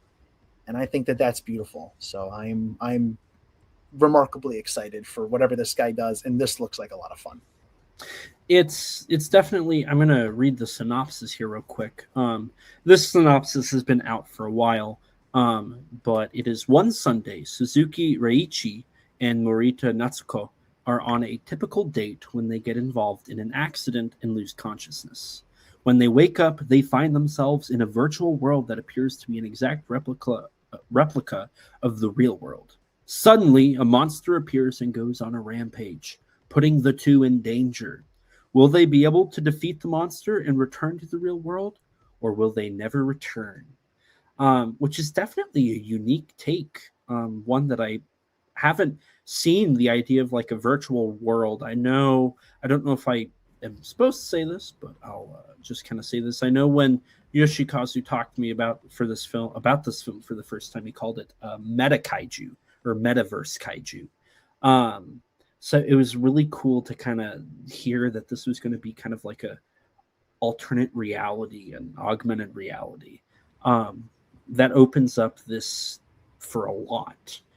So we'll see where this goes. Most of the info we have already has been out there, but the poster's really beautiful, and the fact that it's called The Monster from Another World is really cool. That will not be the English title. I know that for a fact. So we'll see what ends up being the title. It'll be very interesting, to say the least, what the decision there is. There is just a lot of independent kaiju stuff coming out, especially here at the first part of the year. We got, this is also another title that's been released for a while, or known for a while, is Minoru Kawasaki has probably his most ambitious film since Monster X Strikes Back. Potentially. Which is called Kaiju Heaven, or Kaiju Tenkoku. Yes. Which is 22 kaiju that are going to be featured in this film. It's got the Ultraman Blazar lead actor. We already knew all of this information, but we got the first look at the poster, a handful of stills, and the actual trailer, which actually gave us the kaiju roster. Which, real quick, I'm going to read off that kaiju roster. Once again, I believe my final shameless plug for articles I've written. I've been very busy with these articles, but I did do a write-up on Kaiju United for this film as well, tackling all of the news. So if you want to learn more about Omukade, Gladio, or Kaiju Heaven, all of these can be found on Kaiju United's website. But the roster includes Mono from Kaiju Mono, Kanilla, Takola, and Ikala from Monster Seafood Wars, Tartan Robo King from Planet Prince 2021, Shachi Hokon and Zamichi from Super Legend God Hikoza, Alien Mukarita from Dennis Chaos, Gray Alien, Furigaki Alien, and Red Hermit Crab Alien from Charge UFO Next Door, Chondroid from Cyborg Ishin Tasuke, and the Shark from Game of Shark. Also included is Mamitora by Marmot. These are soft vinyl figures that are getting adapted into film. You have Cthulhuoid, sorry, by Garomi, Toy King from the Japanese toy store of the same name, and the resurgence of a kaiju that actually first appeared in the 70s that actually began as technically a Godzilla kaiju, if you want to get technical here, Terra Incognita, which is a Sofubi that was shown on a TV broadcast alongside Godzilla for his first screen outing, which is pretty interesting and cool to see these kaiju kind of come back. Very. Kawasaki. I'm sorry. Please continue. No, go ahead. Go ahead. I was just going to say Kawasaki's kind of started doing that more. I mean, not so much more, but he's definitely no stranger to bringing previous characters back. Everybody knows at this point that Gilala, he brought Gilala back, but he brought back Planet Prince of Space. So having this guy come back, who's quite a deep cut and almost completely unknown outside of Japan, almost completely unknown. But when I saw this guy, I was like, I know you. I've seen you before. I know you, buddy. That's really, really cool. That's special. Leave it to Kawasaki-san to make something like that happen. That's awesome. It's very clear the film's inspired by Busca too, which is really fun. Very, very. What I'm always down for.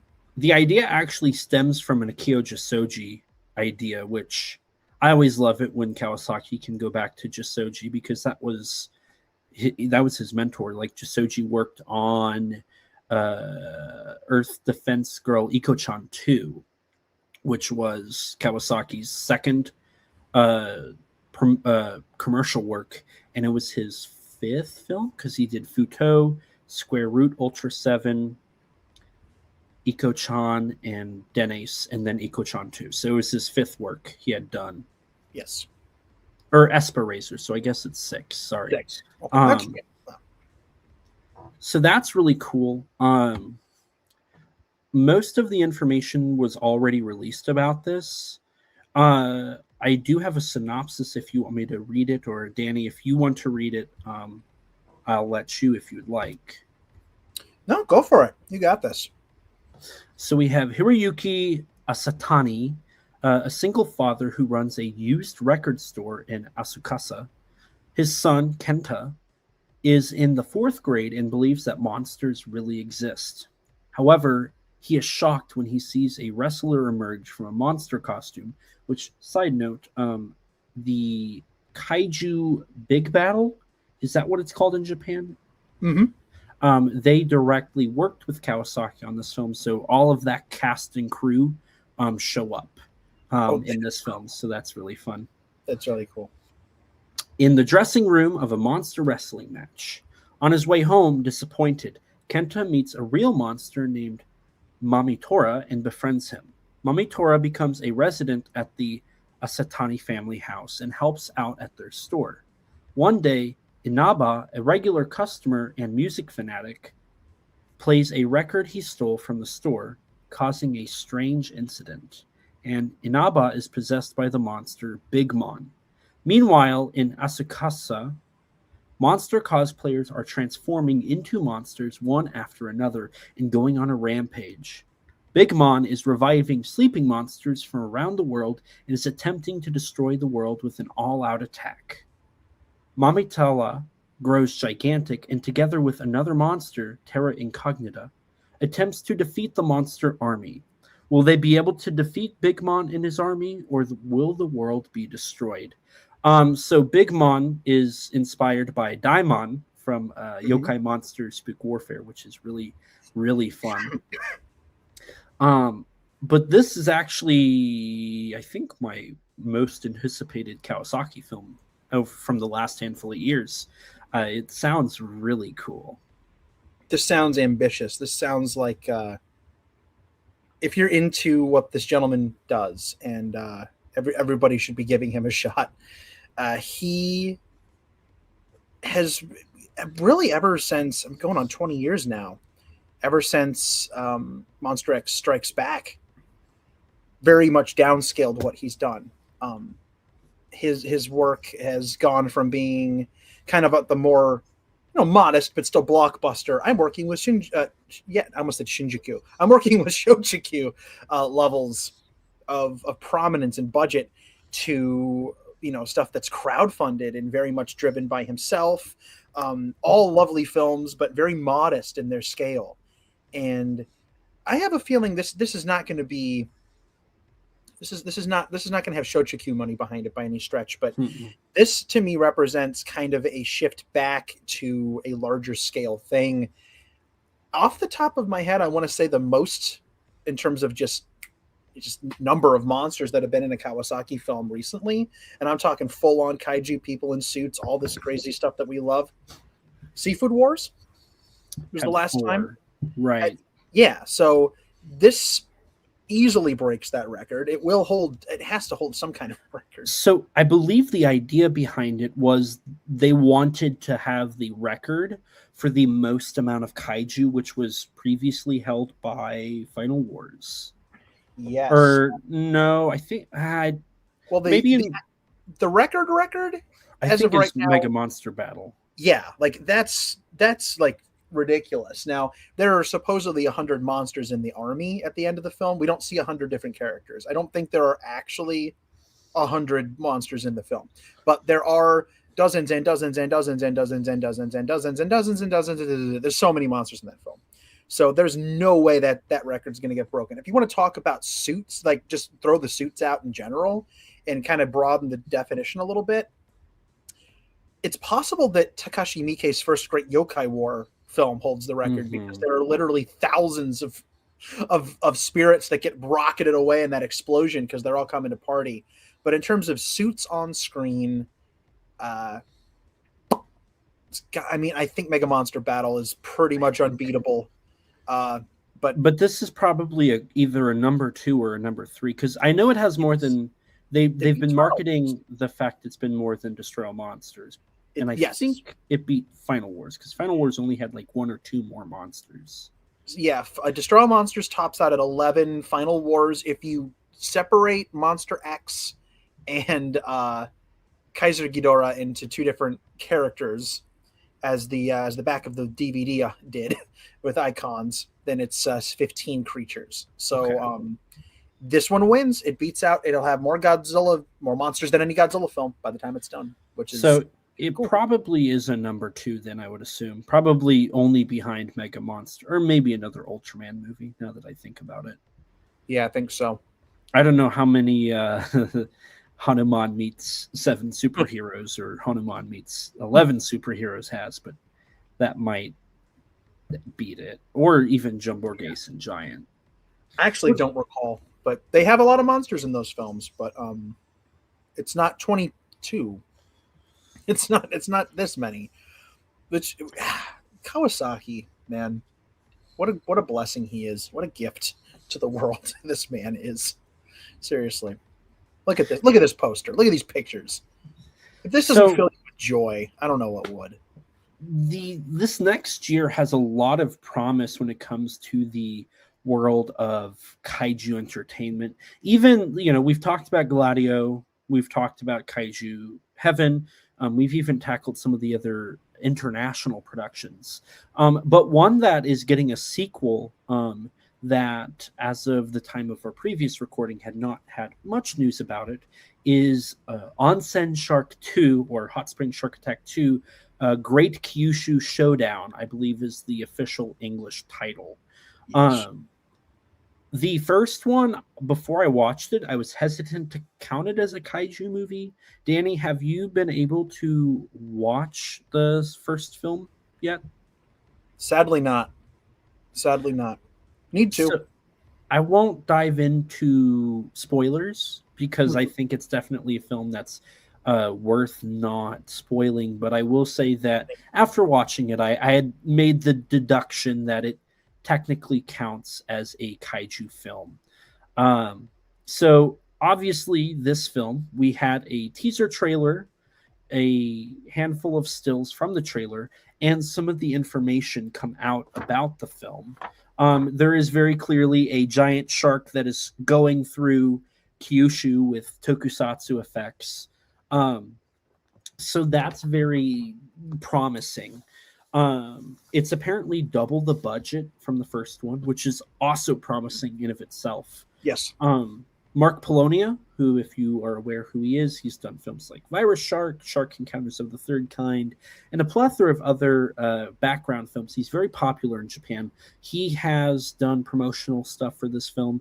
Jean Miglore, I don't know how you say his last name, and I've worked with him, so the fact I can't pronounce his last name hurts me. He's the director of Ouija Shark 2 and 3. I worked with him on Zillafoot and Ouija Shark 3. I guess I can say that at this point. The film's been released in Japan. We're just waiting on the US release, but I definitely worked on that film briefly. That's actually, so cool. This is the first time I've talked about that. And even Daniel Aguilar, who was in Monster X Strikes Back, Shin Godzilla. Oh, God, he's been in a couple of these projects. A couple of things, yeah. He's in the film. He did a promotional image. So this Kickstarter is for additional... So it's weird. If you go to look at the Japanese sources, they say that the whole reason they're doing this is they ran out of money and they still need about 5,000 yen to get the film done. Yeah. Which 5,000 yen, which is the goal on Kickstarter, is $3,169. It's very like specific. Yes. Those exchange rates. So it's weird because the Japanese side, it's for refining and finishing the visual effects. That's what they're telling their Japanese audiences. But when you dive into this Kickstarter, it says that the money is going to be used for English subtitling, first and foremost, and then they're going to use it towards additional VFX. And then if they make enough money based off of this goal, they're going to be producing an English dub, which is crazy. That's not something I had in my bingo card for indie kaiju films. No. I mean, when's the last time one of these things was dubbed? Are we talking indie kaiju? Indie kaiju specifically. I mean, we've had dubs since. Kaiju Mono, I think. I can't think of anything more recent than that. I think that's it, right? So that's been a minute. That's pretty cool. So the film had its poster released, which is, I think, kind of a play on the first poster, the first like teaser poster. They also, something they did for the Kickstarter for the previous film, which they're doing again here. And honestly, this is a brilliant marketing strategy. So for the first film, for every 1,000 yen every person who donated at least 1,000 yen, they would add a shark into a specific sequence in the film. And they're doing that again. So for 1,000 yen, which when you do the conversion, it's $6.34. If you donate $10 to this, you will add a singular shark to a sequence in this film, which the last time I want to say was like 400 sharks they added to this one scene, which they did use that scene in the marketing. It's a really ridiculous sequence and shot, but I think that's a brilliant way to market the film, honestly, at least in terms of the Kickstarter. Absolutely. I mean, it helps people to, to kind of feel like they're a part of the process. And, anybody can look at it and be like, that might be my shark floating around in the background of this thing. And that's exciting. That's really, really cool. That's an epitaph for me. It's like, yeah, I put an extra shark in that film. And it's very, very affordable too. Mm-hmm. As a quick rundown, just so if you're interested in backing it, the rewards include a thank you message, shikishi paper, which is like this little piece of cardboard paper that they'll have a little drawing on with a signature. I think it's actually a handprint. They're going to have the people put their handprints on them. A T-shirt prop replica. A Nagata, the producer, has a T-shirt where he has like a world tour, which has all the like showings on the back. There's also a variant that's the Hot Spring Shark Attack poster of that. They are going to be offering a signed script by the director and producer. And then they have small, medium, and large credits along with a making of video. And then they're offering an Atami tour where you can go to Atami and get toured by the director and producer. You have to pay for your own trip, but they'll take you around Atami if you donate like $1,000. I would love to do that. I wish I had the funds for that. The film got this all came out around Tokyo Comic Con, and the Kickstarter runs until January 13th, so pretty close to the end of the campaign by the time this episode goes live on the channel on the podcast side. But if you are interested, it's definitely a film to look into. If I had the funds, I'd be backing this. I really want to start supporting all of these indie films on Kickstarter when I can. So that's just, it's pretty cool. There is also some more prospects of Onsen Shark. There is some discussions by producer Nagata. Full disclosure, the poster I am showing is AI. If you're on the side that's listening to this, you don't have to look at it, but this is what he called a idea poster. It's not like meant to be the original. It's just him trying to show his idea on screen. He made a post about how he wants to get to Hot Spring Shark Attack 4, where they go film in Vietnam and actually have the film take place in Vietnam. That'd be cool. I love that idea. Like gradually taking this stuff out of Japan, and not just conceptually or story wise, but literally taking the production outside Japan, expanding the scope. And like this is crazy. I don't think a lot of people are aware of this, that like shark movies, like whacked out shark movies, are huge in Japan right now. Huge in Japan. It is a cultural phenomenon. It's the same thing that hit the United States like maybe 10, 15 years ago. Now, there have always been wacky shark movies, for the last, 50 years, there have been wacky shark movies. But it obviously took off with like the Sharknadoes and the stuff that the Polonias do. We live in a world where Raiders of the Lost Shark is a real film that one could go watch. House Shark. House Shark. I just recently got Puppet Shark from SRS for a friend of mine who collects shark movies. So it's all over the place, and it's still kind of going on over here. But in Japan, the wave of like shark mania really hit them a handful of years ago, and it's just expanding and becoming huge. And because it's Japan, they have put their own unique cultural and pop cultural spin on what it means to be a wacky shark movie. And because they have a long tradition of monster cinema in general, it has its own unique flavor, and the special effects have their own unique flavor, and the plots have their own unique flavor. And oh my goodness, there have been some wacky ones. And it's a weird subgenre. It's like a weird sub genre. And I love that it's still happening. And I love that there's kind of some American interest in it too. The fact that people who've made wacky shark movies in America are going to Japan to find some success and help them make their shark films too. It's so cool. And again, this is such a fun kind of backyard silly thing that always makes me smile. The AI poster, not so much, but I get that it's a concept. But yeah. As a quick aside, Patrick said, "Gotta run, but fun stream, guys. Love what both of you guys do. Congratulations on your book, Danny. Looking forward to it. Thanks for tuning in, Patrick. Thank you, sir. Much appreciated." So, there's a couple things on what you just said, Danny. I'm just plugging myself a lot right now, and I apologize because I sound very egotistic. I got to write an essay on the Japanese shark influx.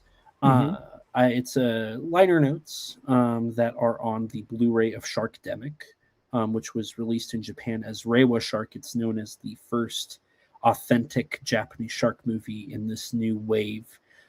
And it is very interesting because in Japan you have like Jaws in Japan, which was released stateside as Psycho Shark.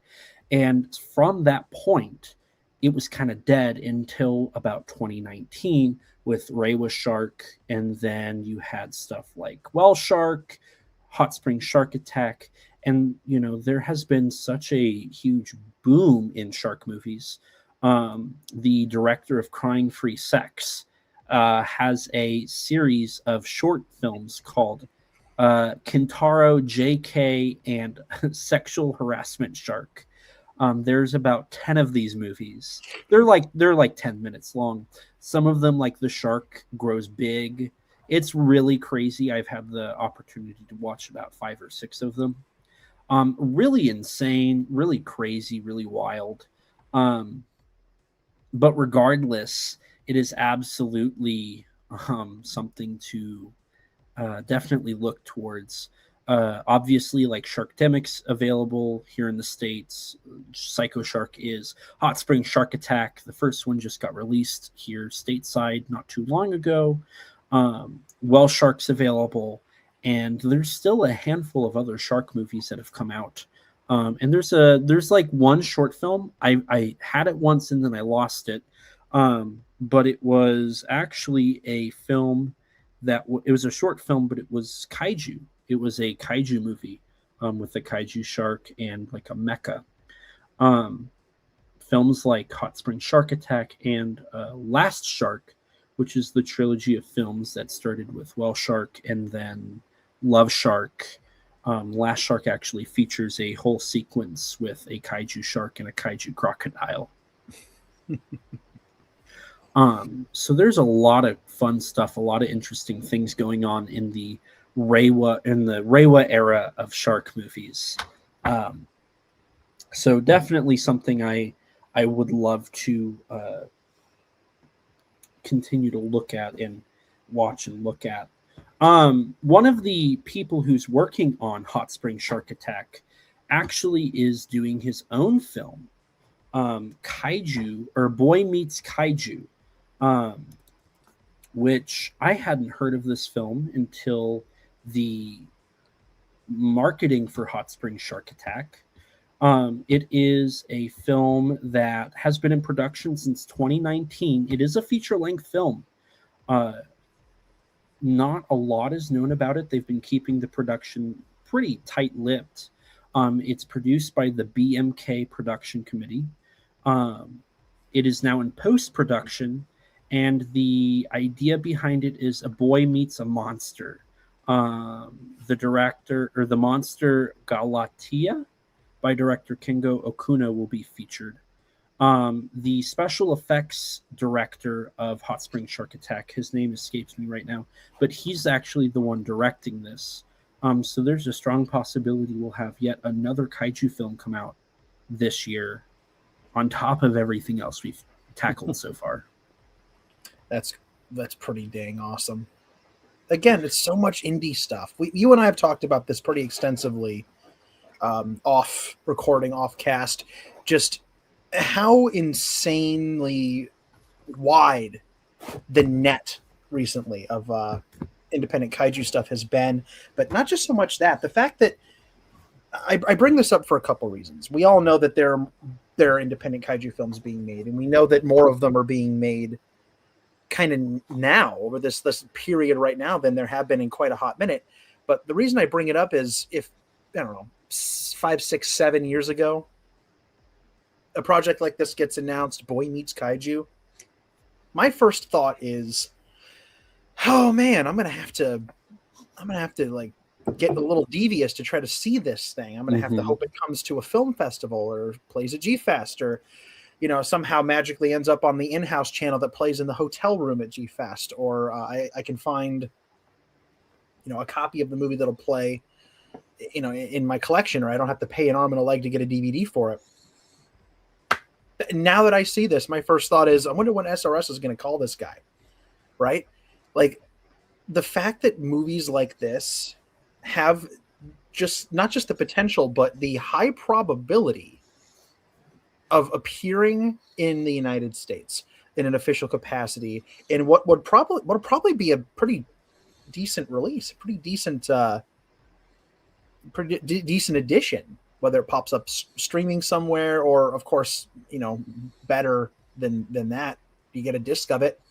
You get somebody like Vinegar Syndrome who they were swooping in and they grabbed Hot Spring Shark Attack, and obviously you have SRS Cinema. All of these people are not just bringing this stuff to us, they are making it known to the Japanese indie film community that there's an audience for this stuff outside of their own country.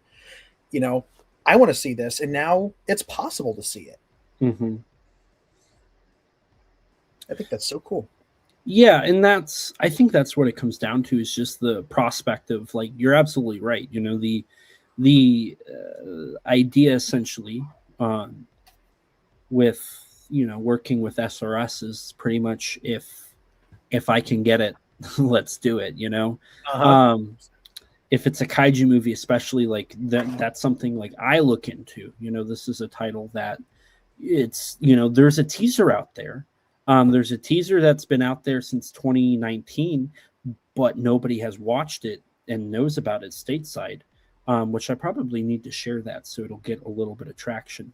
You should. But it looks great. The visual effects look astounding. It definitely, considering that's what we had from 4 years ago and it's been in post-production, I'm assuming it's going to look really good. Probably one of the better produced kaiju films that is an indie film.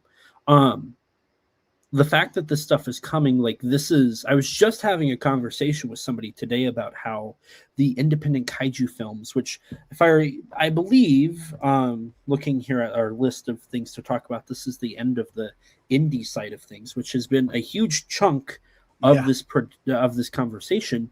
There's a reason for that. The leading kaiju content machine is these indie films. Ultraman Omega seemingly isn't going to get a movie, so that's one less title from Subaraya this year.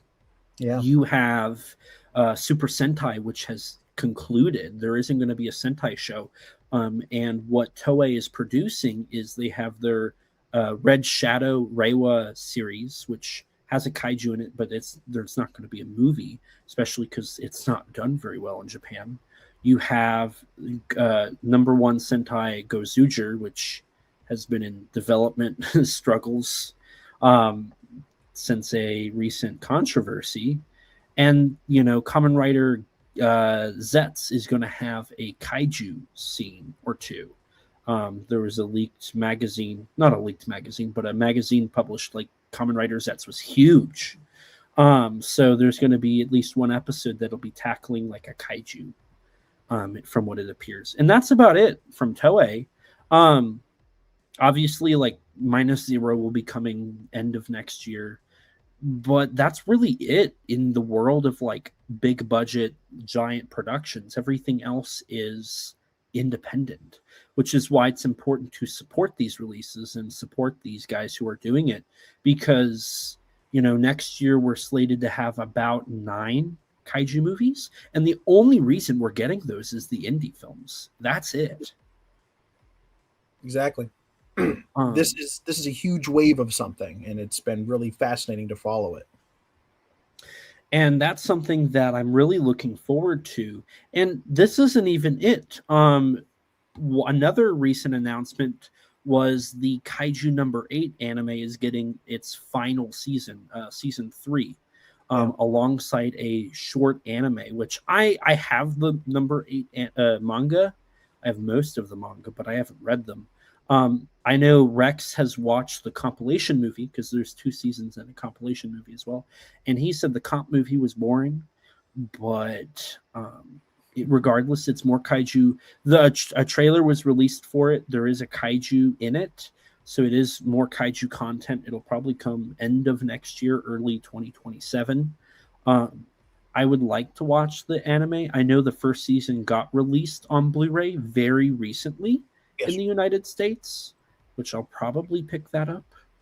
Especially with like the shonen style Godzilla anime coming. I definitely want to actually look into what this is to kind of get an idea for what that'll be. I don't know, Danny. I've never heard you talk about Kaiju number 8. Do you have any like thoughts or feelings towards it? I'm actually a complete Kaiju number 8 neophyte, believe it or not. I I know a little about it. I don't know that much. I have the first of the manga. I have not finished reading it. I think I read part of it. And for, I guess, just life reasons, it was one of 1,000 things I started reading and didn't finish. And I would very much like to read more of it. I'd like to read as much of it as there is that leads up to the end of season 1 so that I can read it and then watch the first season and have a chance to compare. I fully intend to invest in season 1 on Blu-ray, add that to my collection, and I will watch it. I have no earthly reason not to watch it. I'm actually, it's driving me crazy because this manga is everywhere. I found it in my Walmarts. I found it in my Target. I found it in like a Rite Aid. Like, I think I found it, like, I don't know. I think they were selling it at like a Subway. Like it was, hey, here's your Taco Bell. Do you want a free copy of Kaiju number 8, volume 1? Like, I found a couple of copies in the men's restroom at my office. Like, it's crazy. This thing is everywhere. I can't get away from it. I opened up a closet and like 8 copies of it fell out. And I'm like, this isn't even my home. What am I doing here? And then I ran. But my point is, I have 2 points. One, I wasn't arrested, and B, no escape from Kaiju number 8. Literally, bad jokes aside, it is all over the place. And it's not just issue 1 either, or book number 1. A lot of the time when you have a popular manga that's kind of gone through the whatever kind of weird alchemical process makes a manga cool in the United States, and it's like this big cultural thing. You go into like the Rite Aid or places you don't typically get your your Five Below to get your manga, and there's only ever issue number 1 or book number 1, 1 or 2, maybe 2 if you're lucky. I'm going into just random stores, and they've got issues 1 through 10. It's crazy, and I love it. It's still surreal to see the word kaiju anywhere in the wild. To me, it's still surreal. So I say all of that to say this: I have no excuse. It is ubiquitous. It's everywhere. There are piles of Kaiju number 8. Barnes and Noble has a Kaiju number 8 section, and you'd think I'd be all over this, and I just haven't. I have no reason. I just haven't done it yet. So I need to know more. And I actually did not know that the season that they just announced was the last one, which implies to me that they're going to veer, as anime adaptation sometimes do when it comes to adapting the manga. Ultraman did it. Another book, actually, I've read like 7 or 8 of those. I've read a lot of the Ultraman manga, which is still ongoing, I think. Yes, it's getting close to its end, I believe. They're closing in on what's supposed to be like the finale. And it's on break right now too, or at least it was, and it's coming back, and they're going to finish it. Oh God, don't quote me. I don't know, but the point is, the anime is already done, and they finished it without knowing how the manga ends. So clearly, they're not going to be the same thing. That's something that happens with manga and anime sometimes. It looks like this is going to be the same thing. I call it Game of Thrones itis.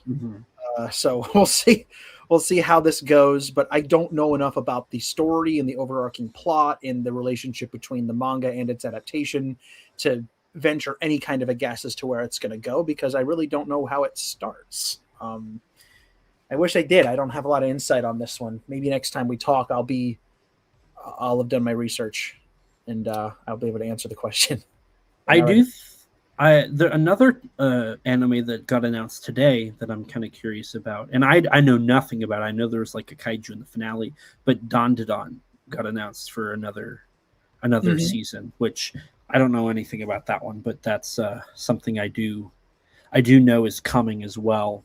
Yeah, I do know that Dandadan has. Okay, so I'm not the world's biggest flag waving anime person. I don't stop what I'm doing and watch every anime. I enjoy anime. I do not dislike anime. Before anybody says anything, I love it, but I don't watch a lot of it. And I have, like, honest to God, like most of my friends, like my main interest of Japanese pop culture is monster movies. I have a lot of friends who are interested in Japanese pop culture, and of course, it's manga and it's anime for the most part. And I got people calling me and going, "Dude, how much of Dandadan have you watched?" And I'm like, "None." And they're like, "Bro," and I'm like, "Yeah, I know." And they're like, "Bro," and I'm like, "Yeah, you just said that." And I'm like, "I'll get to it. I will." But it's apparently just stuffed with kaiju references. I've seen a lot of images and a lot of clips and pictures, and the always awesome Kevin Derendorf frequently shares Easter eggs from that series. I know he likes that quite a lot. So I gotta be more like Kevin. I gotta get off my duff and I gotta go watch this show. And I don't know. I'll get on it. I'll get on it eventually. I'll get there. So it's on the list. What's really interesting is I think Toho has some involvement with this anime. I think, which is just one of many things that they're diving into in the world of branching out and really establishing a lot. Toho actually very recently acquired Anime Limited from German company Playon Pictures. Anime Limited is a distributor for the UK and the US, I recently learned, for anime in theatrical and streaming and physical. This comes after Toho acquired G-Kids, which is very similar in the world of the United States from Shout Factory. And then also they recently established Toho Singapore Asia, which also I found out they, I don't know if you knew this, I didn't know this, Igloo Studios, the company that's working on the Godzilla anime, and they did that Godzilla Legacy statue. Toho bought like 30% stake of that company. Like they own partially that company now. Holy cow. No, I don't think I knew that. That's kind of crazy. I didn't, like, that was never announced, but that was actually recently a part of a Toho Global business publish, whatever it is, business plan. This is all part of the Toho Vision 2032. It's important to note that Anime Limited is the company that handled Godzilla -1 in the theaters in the United Kingdom. This has major ramifications that nobody is like ignoring. Toho invests in a US studio. Toho invests in a UK studio. Toho has established a studio in Singapore, which has greater strength in the rest of Asia. So Taiwan, Thailand, Hong Kong, China, all of that.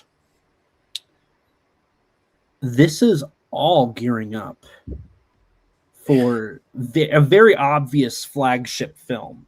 Like it couldn't be more obvious. This is the company that handled -1 in the UK. G-Kids is now their like company that's handling any of their film festival showings in America. They're gearing up for a worldwide full release of Godzilla -0. Yeah. This is massive. Couple of things I'll add to that. You covered it beautifully there, but just if you're a UK fan, like a UK kaiju fan, one thing that I really wasn't that aware of for the longest time until I started doing the Godzilla novelization project, and I realized that I had readers. Pardon me. I had readers in the UK. I started having conversations with a lot of these people. They would reach out to me, and we talk about, they had nice things to say about my writing, things like that. But what it would ultimately come back around to is like, oh my gosh, the UK is just a desert when it comes to the kaiju stuff. The home video market at the time, it's better now because of Arrow, but kaiju stuff in general, Godzilla stuff in particular, Toho really just a big dearth. Like the UK was basically just ignored. You had to import your toys, and you had to import your DVDs and your Blu-rays, and you had to all this stuff. Even the books were kind of hard to get. which was kind of one of the cool things. I hate to do this. I'm cycling back to my book because it's a UK. Fonthill Media is out of the UK. And the first thing I thought when I got to work with them was there's going to be a Godzilla book in stores, in the UK. And that seemed to me, that was one of my pitches to them that I think helped solidify the deal was, hey, there's not a lot for UK fans. So that the fact that this is happening is really, really big for a lot of reasons. I'm really happy for UK kaiju fans. There are so many British kaiju fans who have been kind of starved of this stuff for the longest time. If you go just a couple of countries in any direction, you'll get better results when it comes to this stuff. But the UK, not as much. But this seems like a big change. And very clearly they are gearing up. This is part of Toho's extending of its tendrils to reach far and wide. This is cool because clearly it's -0. Clearly they're doing this for -0. And whatever comes next, whatever comes in between all of that stuff. And again, we're probably less than a year away from getting this thing at this point. We might even be 10 months away from it, for all we know. Did you see the quote unquote, and I'm using heavy air quotes here, news from a few hours ago today about the release date of -0? Oh boy, did I. I saw Kaiju number clickbait make that post. Mm-hmm. I didn't see him do that, but I knew that this person would potentially. Anyway, so yeah, like clearly that's nonsense, but I don't know. So, it made me think of that. Go ahead. Just for a little bit of context, that is on Google when you look up the film, and on IMDb, which Google is pulling from IMDb because that's a high traffic source for Google to pull from for their AI, work. Anybody can edit IMDb, FYI. Somebody edited the IMDb to have June 1st, 2026 as the release date. Now, Monday. They're going to release this movie on a Monday, everybody. Isn't that great? Doesn't that make sense? What's even more funny is if they were to do like June 1st in Japan, that's a Sunday. So for some minor, because I think even Kaiju number clickbait was like, I don't think this is true, but it's news. Click on me. That's not true. Nope. Google is pulling from IMDb, which IMDb was edited by a user.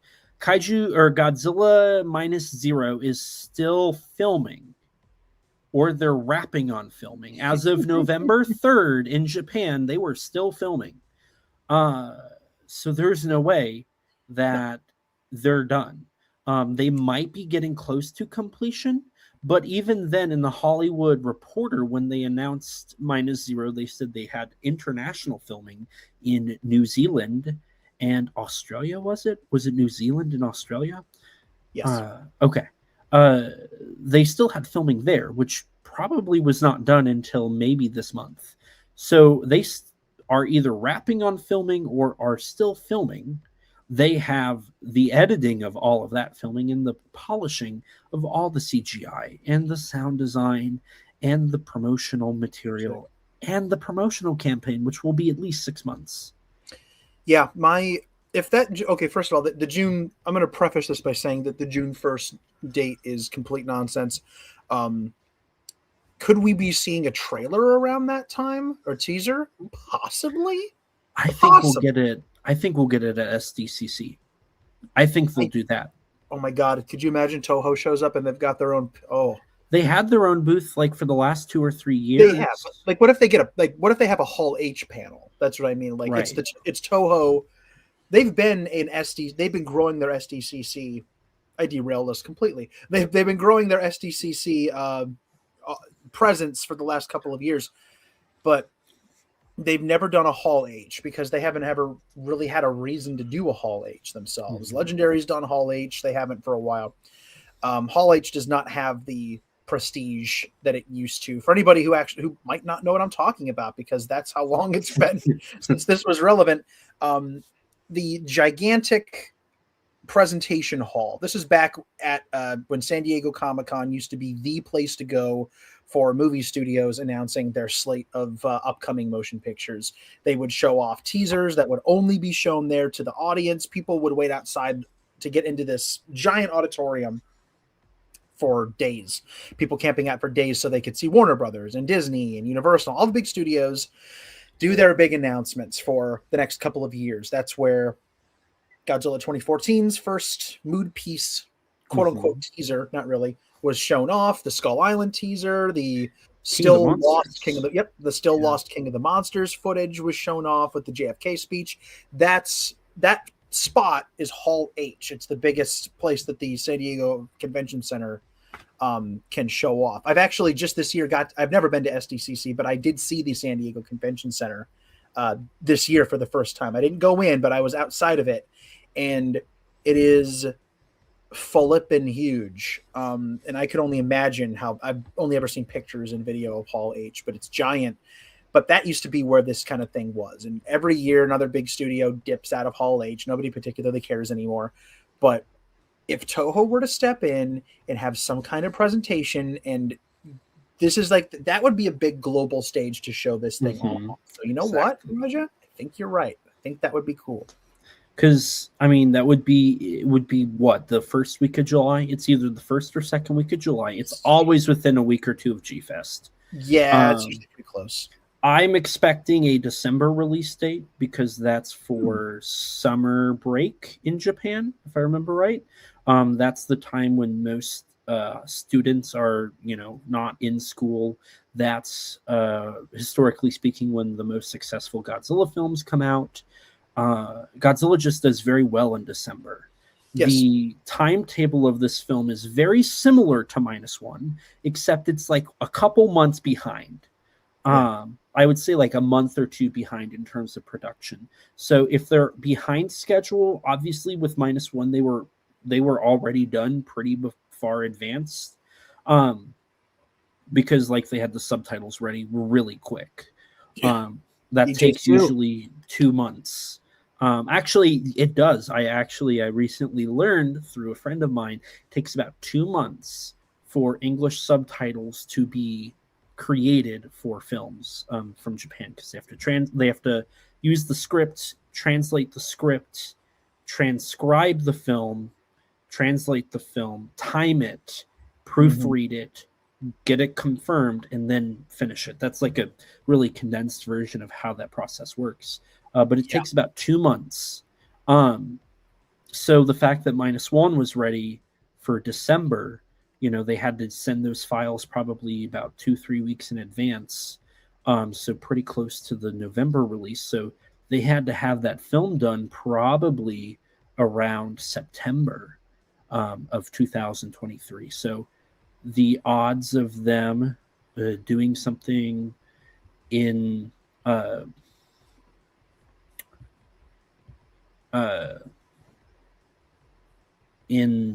like December, I think, is pretty high, just for the sole factoid that the timing is pretty close to that.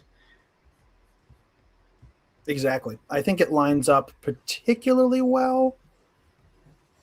And it's just, I don't know, the whole timeline of -0 has been interesting because they've ultimately kind of ended up doing it pretty fast in a lot of ways.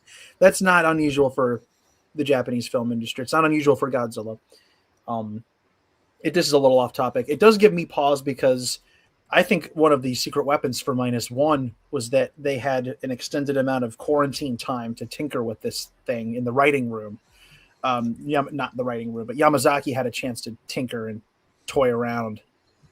But there's definitely less time here. So I'm hoping they didn't rush him. Be like, no, bro, you've got 24 months, write a masterpiece.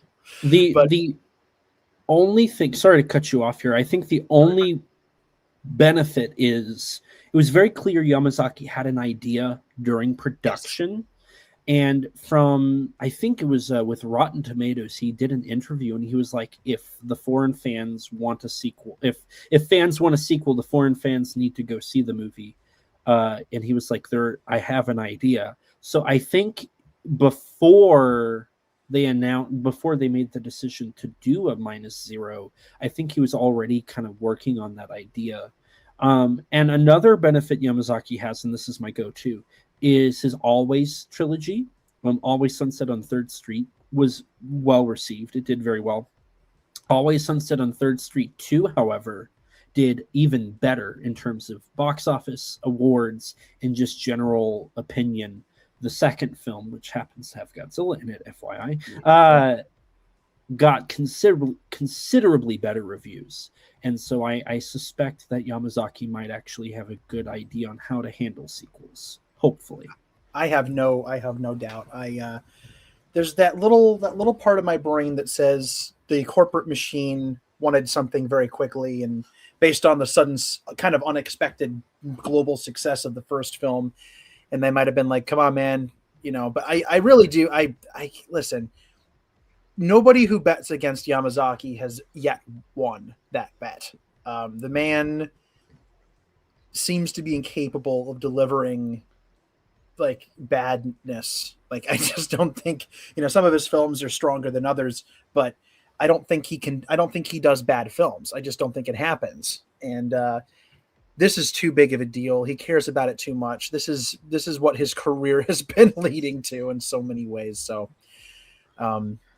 yeah, I think it's fine. And I think it's all good. And hey, you know what? UK fans are going to get to see it pretty quick, as it turns out. There's going to be a little bit more of Toho and a little bit more of Godzilla in the UK, which is awesome. It's really weird to think that Toho now has establishments in Los Angeles, London, Singapore, and Tokyo. The fact that that's insane to think that Toho now has that far of a reach. Outside of that, the only other possible places they could have an establishment is like Sydney, like Hong Kong. Hong Kong seems likely. I bet they do a Hong Kong pretty soon. Like, those are the other two. Maybe like a New York if they want to do another one in America. But even then, both coasts. I don't even know if they would necessarily need that. It's just amazing to see Toho expanding this much. It is. The one thing I don't want them to do is get too cocky, kid, because if they end up opening 1,000 of these things and it's like, well, okay, we don't have enough people we're not making enough money to pay people to operate all these locations, and then they shrink back down again, and it becomes a problem. Grow wisely, not quickly. I know Toho International, they originally, wasn't it like they opened it and then they used that branch to help finance Final Wars? They had always had a branch there since like the 50s, but then they really invested in it in like 2004. And then Toho International helped finance Final Wars, and then the film bombed. And then didn't they I want to say Chris Mowry said they reduced it to like 2 or 3 people, and that was the Toho International office. Yeah, for quite a while. Yeah, it was only a couple people basically just playing golf into their martini glasses, I think, for a while, kind of waiting around, playing arcade, making Godzilla deals arcade. with food companies to do hot sauce and hot sauce and ramen and coffee, hot cocoa, coffee and hot cocoa. I'm still going through my Godzilla hot cocoa. I'm about halfway through my stash. I don't know what it is about okay, this is completely off topic. Every time I go to my local antique mall, the one, I find somewhere wedged into a glass display case an unopened pack of Godzilla ramen. Like food. That's funny. It's just there next to the toys and the clothing, and it's just a pack of ramen, Godzilla-themed ramen. It's not the same one. It's different ones, and it's all over the place, and it cracks me up. It's like, who is walking in here with ramen? And then you're just putting it on display with like antiques, and it's like, okay, well, where do you keep your Godzilla ramen? Oh, right next to the taxidermy. What? Like, what do you mean? Take a left at the antique porcelain dolls, and it's right across from all the old hats. There might be some comics. And then there's like a raccoon, there's a dead raccoon. There's their Godzilla ramen. It's weird. So we make fun of the Godzilla food, but it gets around. So one of the things I really think is interesting and weird is, we've been talking about Minus Zero, we've been talking about how they're branching out, but Toho still isn't co-producing the MonsterVerse films. That's something that I honestly like. I realized that the other day is Toho's not really involved in the MonsterVerse films. They don't co-produce, they distribute in Japan, and they like approve the designs, and they're the licensors for the like any pre-existing Godzilla material. But that's it. That's all they do with those films, which is really, really weird.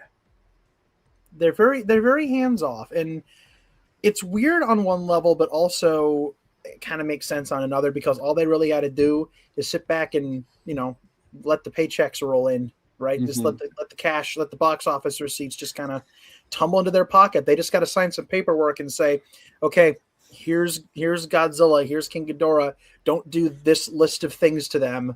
Make Daddy Toho proud, and then they just kind of sit back and let the chicks roll in, man. It's like, yeah, bring it on in. It's crazy. They're just kind of like living the high life with eating grapes, and people are fanning them with palm leaves. It's very opulent, and they don't have to, like, honestly, they don't have to do a thing.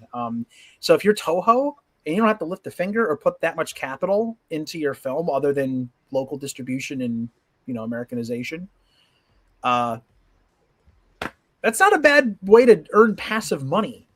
So it kind of makes sense. They care enough to guide where necessary, but they don't co-produce, and they don't send people over to like look over the shoulder of all the gaijin directors to make sure they're not screwing things up. They're just kind of like, okay, bring in the money. So it works out for them. But an interesting thing they are co-producing is they have a hand in Monarch.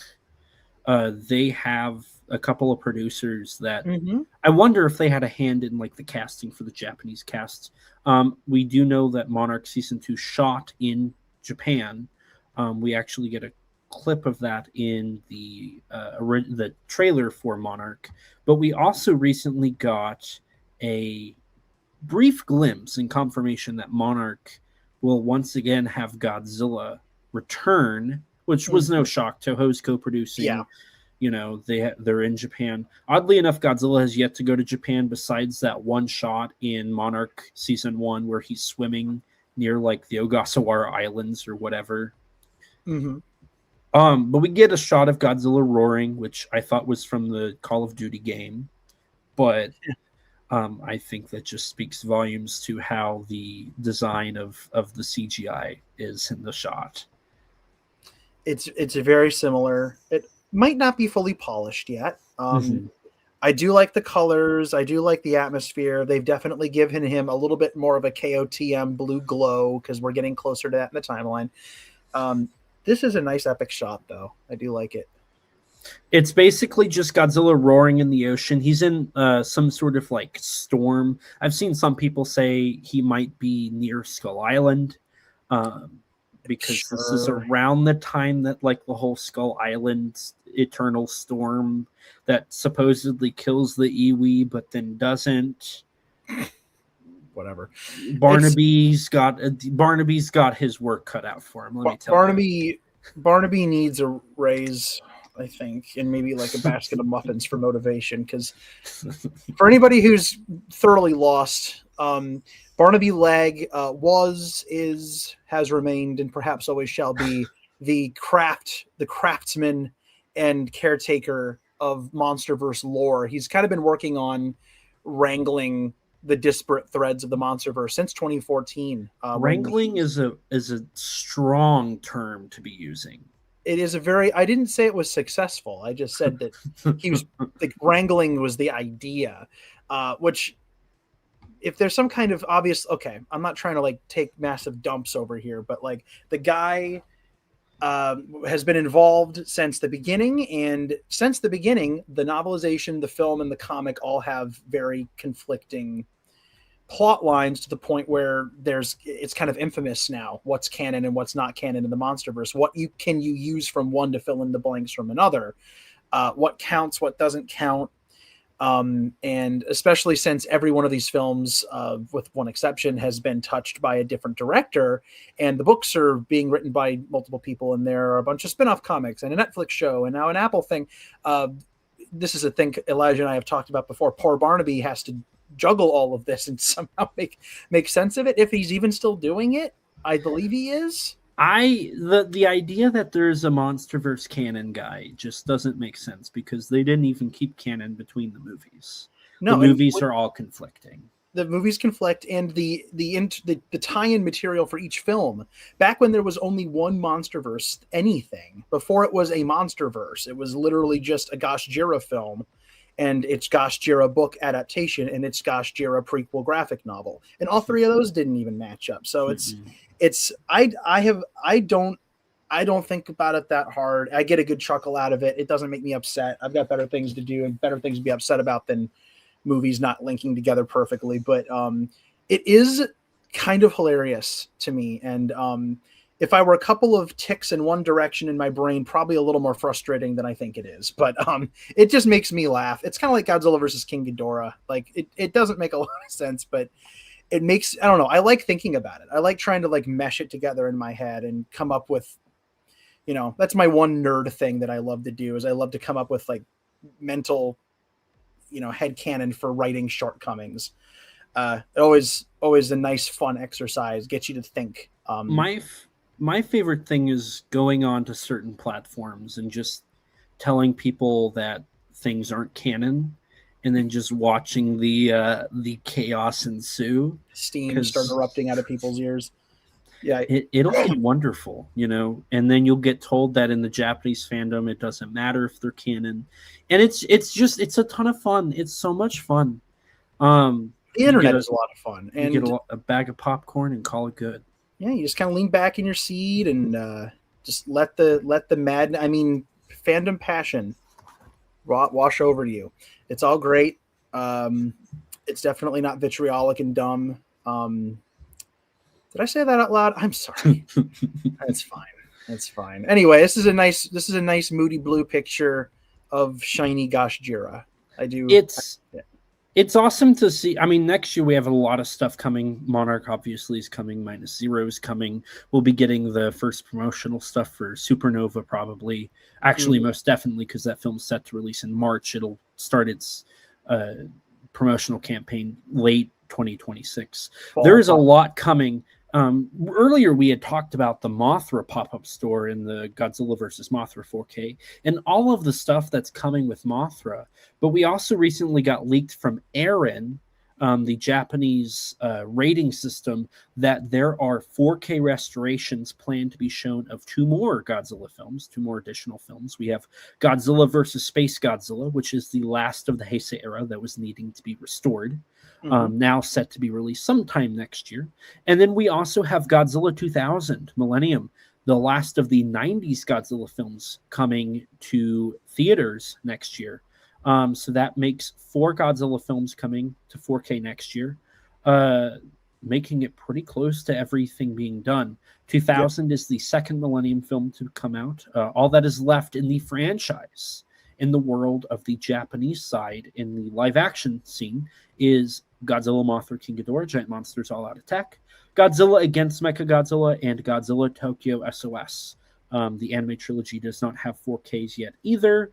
At least to my knowledge, I think they were just released on Blu-ray. So technically those, but they would just be simple upscales, nothing too crazy. Real quick shout out to G-Man on Twitter and on our Discord server, because he's the one who provided this nice chart that includes the wonderful, if you're listening, you'll have to go to his Twitter page or onto the stream to see, but it covers what films have 4Ks, if they've been released in the United States, if they've been released into theaters and when they've been released, availabilities, other notes, all of that stuff. It's a very detailed chart that tackles all of the Godzilla 4K stuff. I'm kind of surprised that they did Space Godzilla next, but I'm also happy because it just kind of wraps up the 4Ks for the Heisei era. I'm assuming that at Fest Godzilla or Godzilla Fest next year on Godzilla Day, I think we'll get the announcements of the last 3 or 4. I'm sorry, I pulled a Toho and forgot Godzilla versus Megaguirus existed. I was about to say Megaguirus was not on your list, sir. I'm fully expecting them to at least announce the Kiryu saga in GMK. I fully expect either Megaguirus to not be announced and be the last Godzilla film to not be released in 4K, or I could see them doing all 4 because they've done 4 this year with the titles we've already mentioned, and they've been doing 4 or 5 every year. So by 2027, we might have all of the Toho classic Godzilla films in 4K.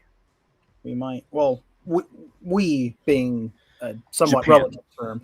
Yes, I would love for these things to come over to the United States, because as of right now, the number of 4K Godzilla releases in the U.S. is I have more fingers on one hand than there are 4K Godzilla releases in the United States in terms of the Japanese stuff. They're expensive. They're expensive. I don't have a 4K setup, so it doesn't completely apply to me anyway. But once I take care of a mounting pile of personal expenditures, and I have a little money to blow, then you know what? Yeah, I'd love to have a 4K setup. Get the player, get the TV. That would make me very happy. All the 4K discs that I have purchased over the years because they're in double packs, or I just gotten them because they were limited edition or something. I can finally watch those. That'd be fun. But I'd love to get the Godzilla stuff in 4K. I'd love for it all to come over here in some capacity. Maybe Criterion will give some of them solo releases. Maybe there'll be a 4K box. I don't know. 4K. They're getting awfully close to getting all of them. I definitely think we'll see some sort of. I think next year we'll see another 4K from Criterion, one way or another. Godzilla, Return of Godzilla. That'd be cool. It would either. I could see Return of Godzilla. I could see another Toho film or a Showa film, maybe like Final Wars. I'll be curious to see how they handle it, because so far the 4Ks have been solo releases, not in box sets. Probably because to do a box set, it would probably be the Kurosawa set when it came out on DVD with 40 films almost was like $400 MSRP. Yeah, it was. It's worse than that. It was 25 films for $400. Okay, there you go, 25. Yeah.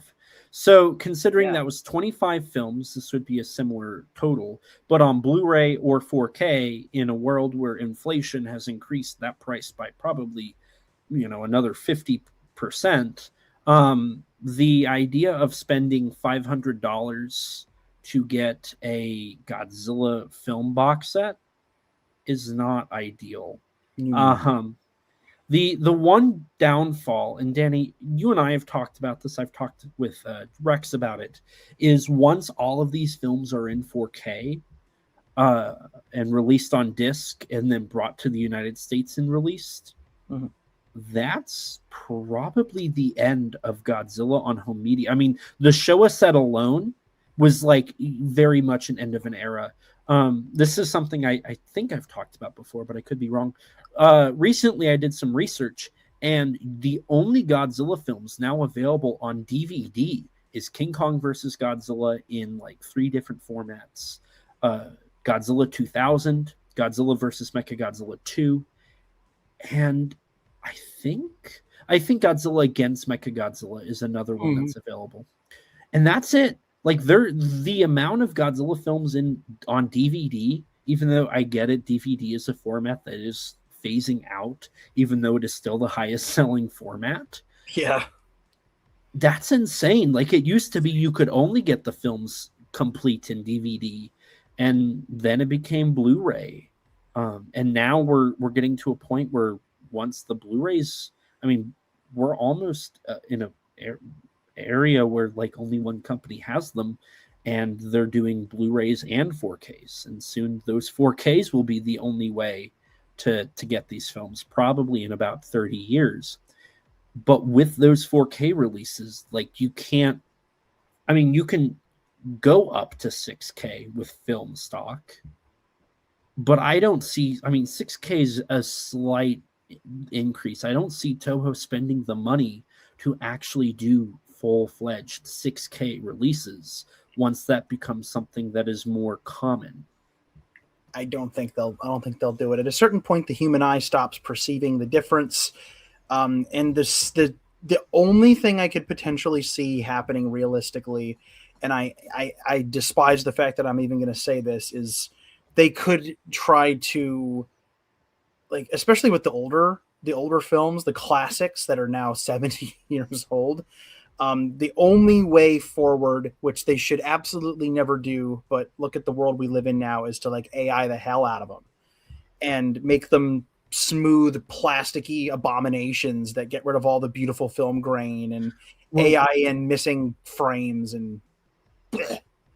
So from what I've heard, they don't. I mean, AI isn't the only way they've done this, but they've done an incredible amount of denoising and artificial grain on a couple of the releases, which has led to the films looking a little more plasticky than they should. That's been one of the major complaints, on top of just poor color grading and color correction, which is a common problem in Japanese film, unfortunately.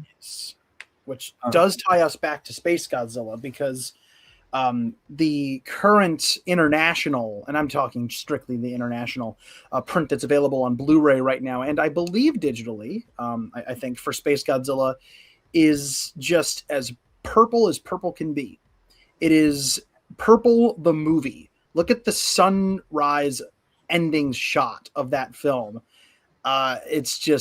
It's purple, and when you're actually watching it, it doesn't really, at least for me, like you're in the movie, you're kind of enjoying it, you see the lights, and it's like, okay, you don't really think about it.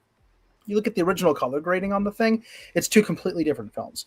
So this could benefit from having the color grading put back to the way it was, because that purple filter was just bizarre. It's not how my tape looked when I was a kid. It's not how the DVD looked. So something got lost in translation there. But to your point, like the older films, and there is a point where, and this is something we've talked about before off cast, but there is absolutely a point where you can restore something into destruction by accident. I was recently listening to an interview that was done with some of the folks who worked on the Kino Lorber 4K restoration of Cabinet of Dr. Caligari, a formative, foundational, masterful piece of horror expressionism from the 1920s from Germany.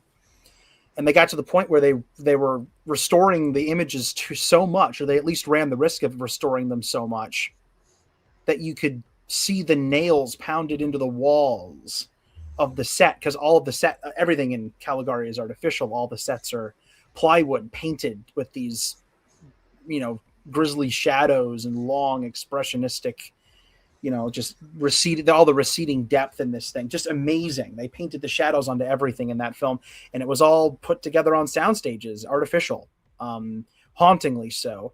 If you're getting to a point where you can see the nails pounded into the walls of the set, you've restored the film too much.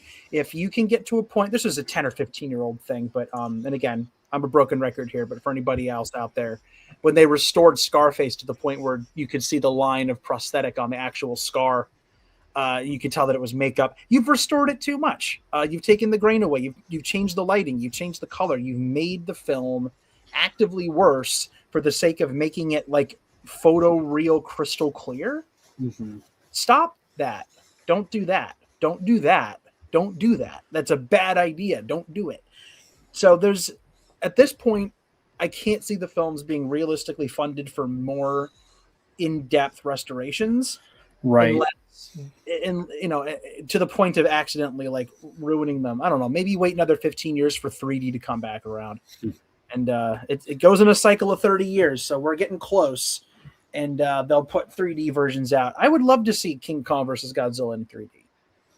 That rock flying at the screen and the octopus jumping and like the tentacles in 3D. You know what? Do it. Let's do it. 4K, 6K, restored 3D octopus tentacles. That's what A.G. Subright would have wanted. That was his dream, I think. So, I mean, regardless, it is exciting to see this.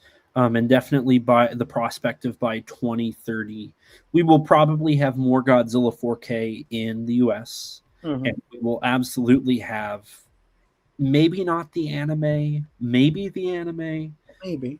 I could see them do like 10-year anniversary, like see the Godzilla anime in 4K, which will just be simple upscales.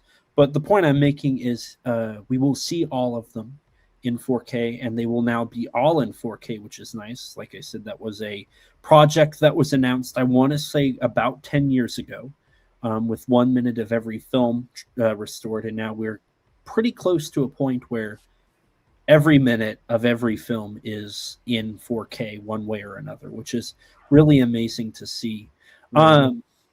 You brought up Space Godzilla in its blue hues, and I wanted to circle back to that. This is something I don't know how far we want to dive into it, but there is a firm spoiler warning now put into effect. This was something I was very cautious about because I don't know how many people are aware, and there's a reason it's the last thing on our docket tonight to really discuss. There is a leak for Godzilla Kong Supernova that has come out.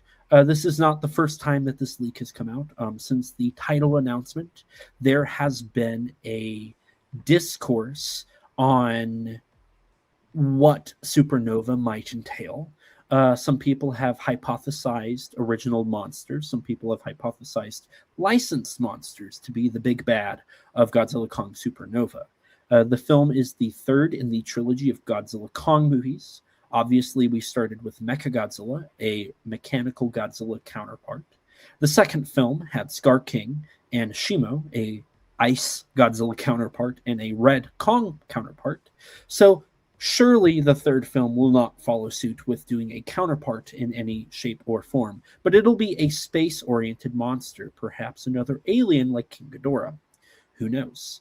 A couple months ago, one of the actors, Matthew Modine, did post a couple things on his story on Instagram, and this is where the spoilers will finally come in, as I've spent enough time talking about it, transitioning us into it, to establish that we're about to talk about a monster spoiler, both pun intended and unintended. Dip out if you want to. This is your last chance. Matthew Modine posted a fan-made poster of Godzilla vs. Space Godzilla and the final battle clip of Godzilla fighting Space Godzilla, which comes to Godzilla Kong Supernova. On the Writers Guild of America's website, there was a listing for a project called Zeus, which is the filming title of Godzilla Kong Supernova. On that listing, it features, of course, our three main writers. David Callahan is the main writer with his co-writer, which I predicted, and I forget his name. But once again, I'm going to call out the article I wrote on the film when it got announced. I said that David Callahan would have that specific writer attached, and I was right. And I predicted that like 4 months in advance because I did the research. And he is a common co-writer on Callahan's work, so I knew it. I'm going to give myself a little pat on the back for that one. Regardless, the listing also has to include any derivatives. Now, this is an issue that has occurred countless times in the Monsterverse. Obviously, like Godzilla was licensed through Toho, and we knew that ahead.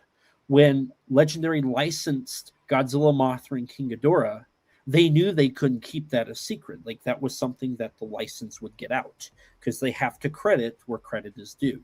And so when they got the license, they just made a tweet. Godzilla, Mothra, and King Ghidorah are coming in 2019 or something like that.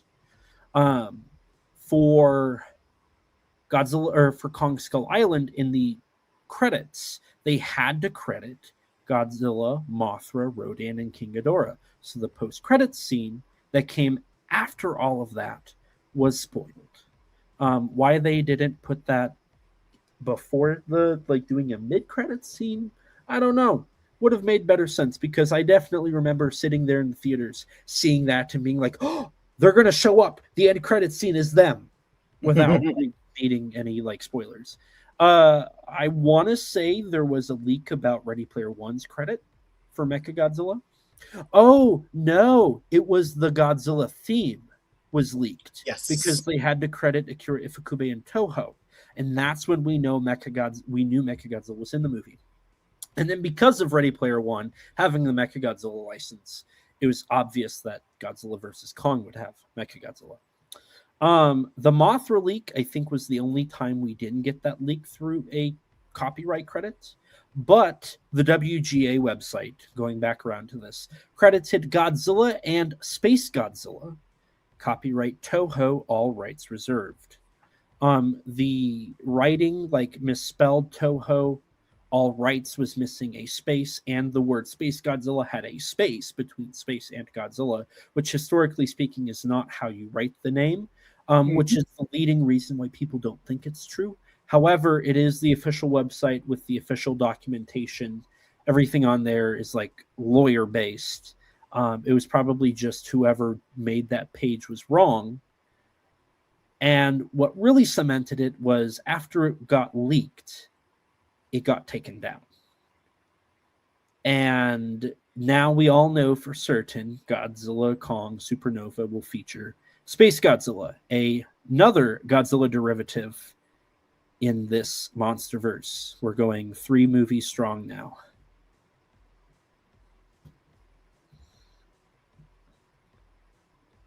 Space Godzilla. So it seems to be a thing. I mean, I've talked to you about it. I've talked to Jackson about it. I'm not thrilled. Honestly, I was like, man, I was a little disappointed. Just because, like what I just said, like we've had Mechagodzilla, we had Shimo, we had Scar King, like we've had the bad derivatives of these characters, and this is the same issue.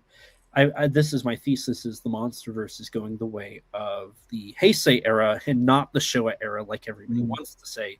Because the Heisei era had that issue where Biollante was a Godzilla clone, then you had King Ghidorah, then you had Mothra, then you had Mechagodzilla, which was a robot clone, then Space Godzilla, and it's like, okay, we've had enough Godzilla derivatives and like whatnot. I'm a little nervous. Also, I just don't think Space Godzilla is that unique or cool of a character. That's just my opinion. I unless they go with the whole Pipeworks trilogy approach, which I think is the most unique of the Space Godzilla adaptations, where Space Godzilla is like the big bad, like controlling the monsters, making crystals appear all over the world. It's going to be interesting to see how they approach Space Godzilla and how they give him like whatever his design is, because I think that'll be a big one. Is if it's just going to be the 2014? How are they going to explain it? You know what are clearly Biollante doesn't exist and Batra doesn't exist and Mothra didn't fly into space. Mothra went the opposite direction of going into space. Yes, I'll be curious to see how that pans out. I don't even. I mean, I guess I could try to venture a guess. I think. Gosh, I don't know. This is kind of wild to me for a couple of reasons. One, if indeed this is the direction that they go, it does have an air of Heisei-itis to it, which I am okay with. I think that's pretty fun. But it does have that feeling where if you talk to Tomiyama, he would have told you that there was no Ghost Godzilla or Resurrected Godzilla in Godzilla and Gojira 7, which ended up being Destroya, because they'd done 2 derivatives in a row. Now, if you look at the Heisei series, this is wild to me. There are only 2 creatures in the whole 7-film cycle that are not derived from Godzilla's existence in some way. I think that's kind of a unique perspective to do the series around. Like, Godzilla is kind of the cause of all of the chaos. If you took him out of the timeline, if you took him out, then none of these other misfortunes of Japan would befall the world, right? So aside from Mothra and Batra, they were around in ancient times, but Biollante, half Godzilla. King Ghidorah exists only because they moved the dinosaur off the island. and also mutated through the same methods. Mechagodzilla, self-explanatory. Baby Godzilla, self-explanatory. Even Rodan had a Godzilla in its nest, right? So that's his sibling. Space Godzilla, self-explanatory. Destroya, 50s Godzilla, self-explanatory. So all of the creatures, with the exception of these two ancient bugs, and a couple of, I guess you could say, future bioengineered Furbies, are absolutely derived from Godzilla's existence in some way, which is never directly stated in the films and may very well have been a mistake. But I think that it's interesting when you look at it in kind of the Heisei series epitomizes the inevitability of Godzilla as a concept to me. Mm-hmm. And I kind of like that. Now, to your point, they're not going to do that with this film, I don't think. If you look at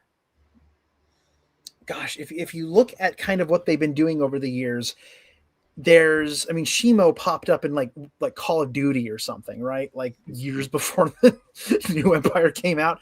So is it possible that they've been kind of seeding things? Now, I really don't want to give them too much credit. I really don't want to give them. We have one thing. Yeah, we have two potential Space Godzilla things. You tell your. So I'm aware, I think it shows up in the movie as well, but I know that it was prominently on display in New Empire, the art book.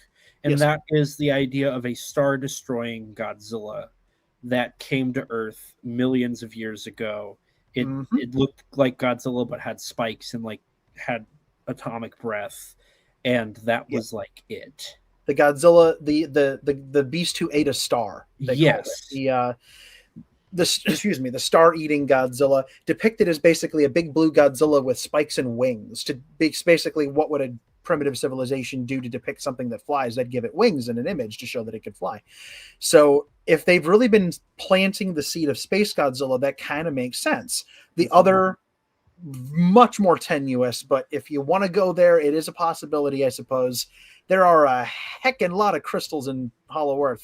And if Hollow Earth / the surface world was ever visited by a space derivative of Godzilla in the ancient past, enough so that the Iwi painted it, then maybe the Hollow Earth crystals are intergalactic in origin. And something happened in the ancient past that resulted in a space Godzilla being created. It cannot be maybe they'll, you know what? Mothra's been around forever. Maybe they'll do it. Maybe when an ancient Mothra's got some Godzilla schmutz on her head and she flew into space and the black hole and the white hole and the explosions of stars and the whatever, the whole thing, they'll do the whole thing, whatever. Like they could do that. And they could just keep the origin intact, but make it ancient. And so he's coming.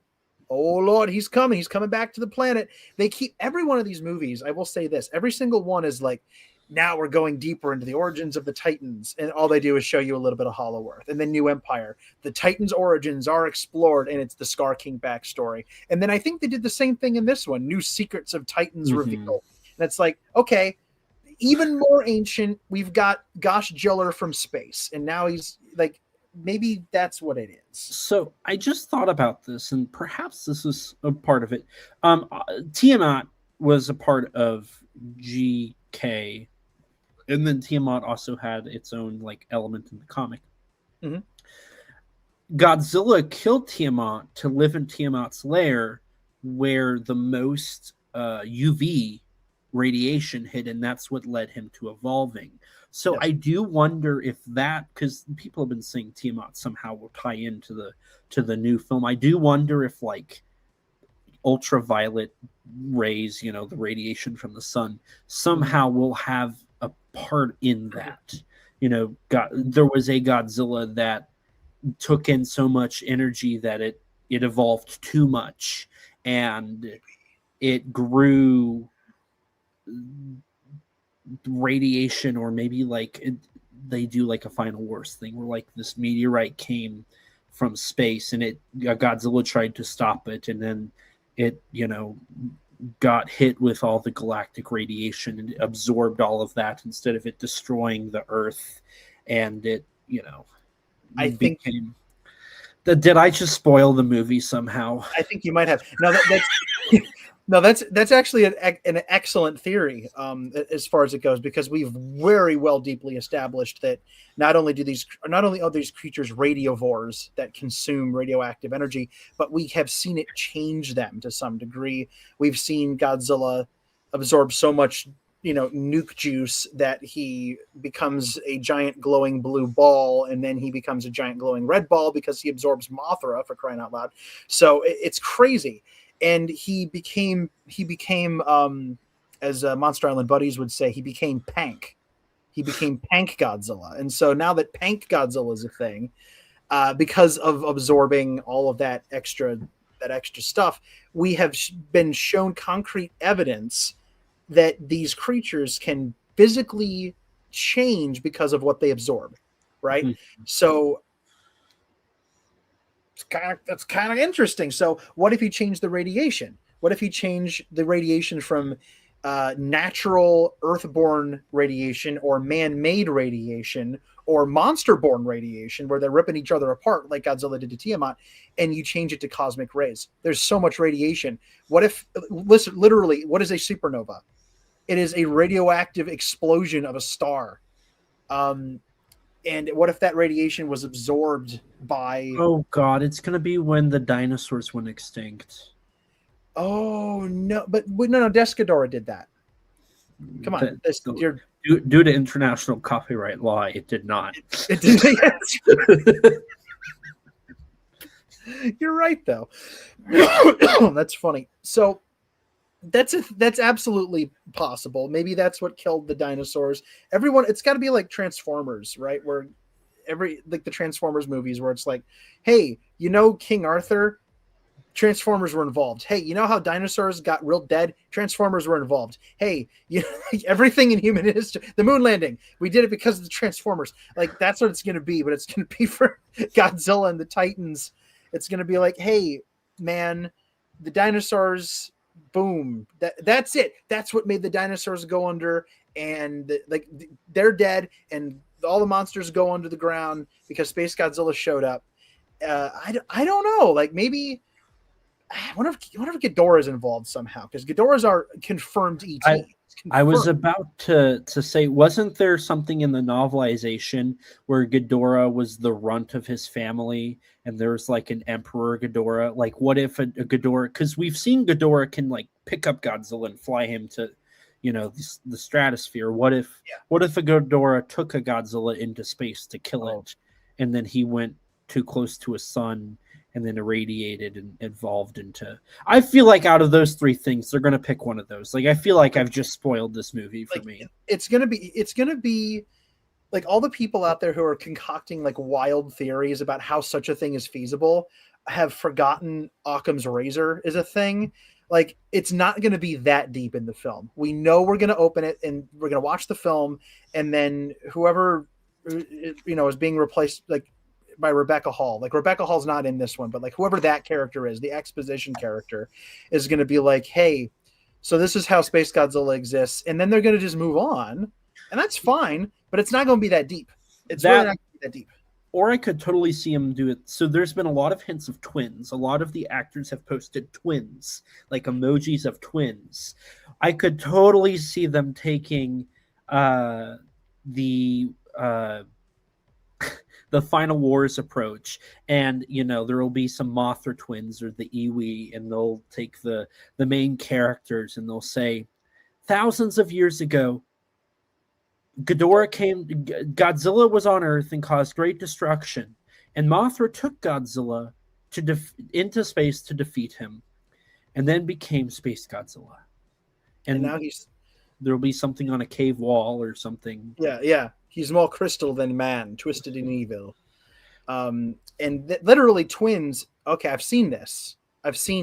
So we have another person in the chat, Radio Cosmic Ray. Hello, welcome to the stream. Some say that Godzilla is going to turn into Space Godzilla, which would be interesting. Just to change him even more. I feel like that's almost certainly not going to happen, but it's a theory. Again, we have precedent for Godzilla changing. Maybe he goes into the Hollow Earth and he absorbs crystals, and they give him wings and like Red Bull, and he flies to space, and then a star explodes, and it's like, cool, I am now Godzilla but space. Watch me rock. I don't know, man. Like there are a couple different places they could go with this. I think the twin thing, if there is some kind of a hint there, they're basically saying Godzilla had a brother once and now he's evil. They're twin Godzillas. Like maybe not literally brothers, but there were two Godzillas, and one of them is Pank and one of them is space. Blue, yeah. So it is Pink versus space and versus monkey. And that's what's going to happen. I really don't know. I feel like it's not going to be that crazy, but I guess stupid. I don't know. I don't know. I say it's not going to be crazy. We all know the movie's going to be bug nuts. Like the movie's going to be insane. The one thing I'm not looking forward to, and the only reason I'm saying this is because every single time that they have done a name drop in one of these movies, they've had to make it a joke. You know, they said they call it Ghidorah, and then Thomas Middleditch said, "Did she say gonorrhea?" It's not funny. And then you had one of the people, I think it was Bernie, who said that that's a Robo Godzilla. And then Firestarter from Deadpool said that's a Mecha Godzilla. That's a Mecha Godzilla, and that's canon. And they're gonna do like, oh my god, it looks like Godzilla. What do we call it? We call him Space Godzilla. I hope it's just like that. I really hope it's just like the name. So here's a little history for people out there who might not know. The script for Godzilla versus Space Godzilla went through a couple of iterations, not nearly as many as Destroya did, dear God, no. But there were multiple different iterations on what was going to happen in the next film. And one of the first names that they tossed around was Astro Godzilla, which I will go. I love Space Godzilla. I love the creature. I love the movie. I know that's sacrilege. Please go buy my book, but I do like the movie. And I think Astro Godzilla is a cooler sounding name. I think it's got a cool ring to it. Astro Godzilla, Star Godzilla, something like that. Space Godzilla is cartoony. Star Godzilla's taken. Star Godzilla's taken, and thanks Hong Kong. But yeah, Astro Godzilla is a pretty darn cool name. I have no complaints. I would not change Space Godzilla's name for anything in the world. I love it. I would not change it. But I do like the name Astro Godzilla. But Super Godzilla, listen to me. Space Godzilla is very much, if you don't know this franchise, if you're not in on the kookiness of this franchise, the name Space Godzilla is kind of a strange one. It's a little silly sounding. It's a little kind of a hard sell. I saw people when this was announced who clearly have no idea what Godzilla is, apparently, saying, wait a minute, Space Godzilla is a real thing? Is this a joke? Like they didn't know. Because the name Space Godzilla is a little silly if you're not prepared for it. I saw a post, I think it was Dr. Mafone on X, and they were like, I can't wait to see people see that Godzilla fans take Godzilla series and realize that they take Space Godzilla serious. And I was like, you're not wrong. Like that's absolutely, unless you're a fan of those, honestly, unless you're a fan of the games or maybe that original movie and you say that Space Godzilla was one of Godzilla's strongest enemies, like you're not, I don't think you really take him as like a serious thing. Like what really sucks is there's a cooler design of the character that's not even the character that came out of a video game before the movie came out. Space Godzilla goes back further than some people think. And there was a kind of more interesting reuse of the design for Space Godzilla in a movie 3 years later. Yep. Like the Space Godzilla we got is like the worst part of what's come out. Oh man, I like him. I got a soft spot for him. He's a big pointy galoot, and I love him so. But there is definitely kind of, again, if you don't speak the lingo, and even if you do, depending on your own taste as a fan, Space Godzilla is kind of weird. He's kind of silly. His names can kind of sound silly, and he's a big space boy with space crystals on him, and it's it's kind of strange. It's kind of kooky. So it's very, very weird. I don't know. Like the fact that they ended up going again, if this is a thing, and it seems like it is, this is kind of a swing. Like, because that's the other aspect of this is Space Godzilla for as kind of, I don't know, much name recognition. I won't say popularity, but like name recognition as he has in the fandom. Bro's been in one film. Bro has been in one film. He will be. That's kind of crazy to me because most Godzilla characters who have like one film to their name never get brought back. They stay that way. They will show up in comics. They'll show up in, Singular Point, even if it's just in the credits. They'll show up in the anime prequel novelization, or they'll show up in IDW comics, or they'll show up in the games. There'll be an unlockable character in Godzilla Unleashed or something like that. But in terms of like films, really stop and think about that for a second. How many movies has Megalon been in? Mm-hmm. Uno. How many films has Biollante been in? Uno. Love You, Jet Jaguar, one film. Love You, Batra, Destroy, a lot of Heisei characters. Megaguirus. That's freaking it. I mean, you kind of squint and turn your head sideways for Monster X because he's kind of a Ghidorah, but it's basically the same thing, right? I mean, that's just how it is. Titanosaurus, sorry, pal, love you. Even King Caesar and Hedorah have 2 films, but it's about it. I mean, it's crazy. Like those characters don't get second films. You know what? I see you, Giant Condor. I see you. I know your birthday's coming up. Love you, pal. Big fan. Your only other film appearance is stock footage. Yeah. I know it counts. I know it technically counts, but they only filmed you for one film. Gabra's another one. Who now? Gabra's another one. Gabra. Yeah. Gabra is so plot specific. That's the thing about. Okay, I'm going to go down a rabbit hole here because we're talking Space Godzilla, but a lot of the monsters that have only made one appearance and everybody's like, where are they? Bring them back. One of the reasons they have not come back is that they are completely plot specific. I feel like you could do a lot, though. If you want to change the plot and do something crazy, you can. But think about Biollante. Biolante's existence is inexorably tied to the plot of her film. Scientist, dead daughter, Godzilla cells, terrorism, bioengineering, roses. It's that monster could only have come from that story unless you change the origin, which comics have done and games have done, and it works, right? And so they could do that for another film. But she's so tied to the plot and the characters and the everything. Megalon, they've never had Seatopia come back in another film at least. And Titanosaurus, I mean, how many movies can you have with a crazy mad scientist and a cyborg daughter, right? It's very, very tied. Space Godzilla happens because of in-universe happens because either Mothra or Biollante got a little funky out in space with those cells.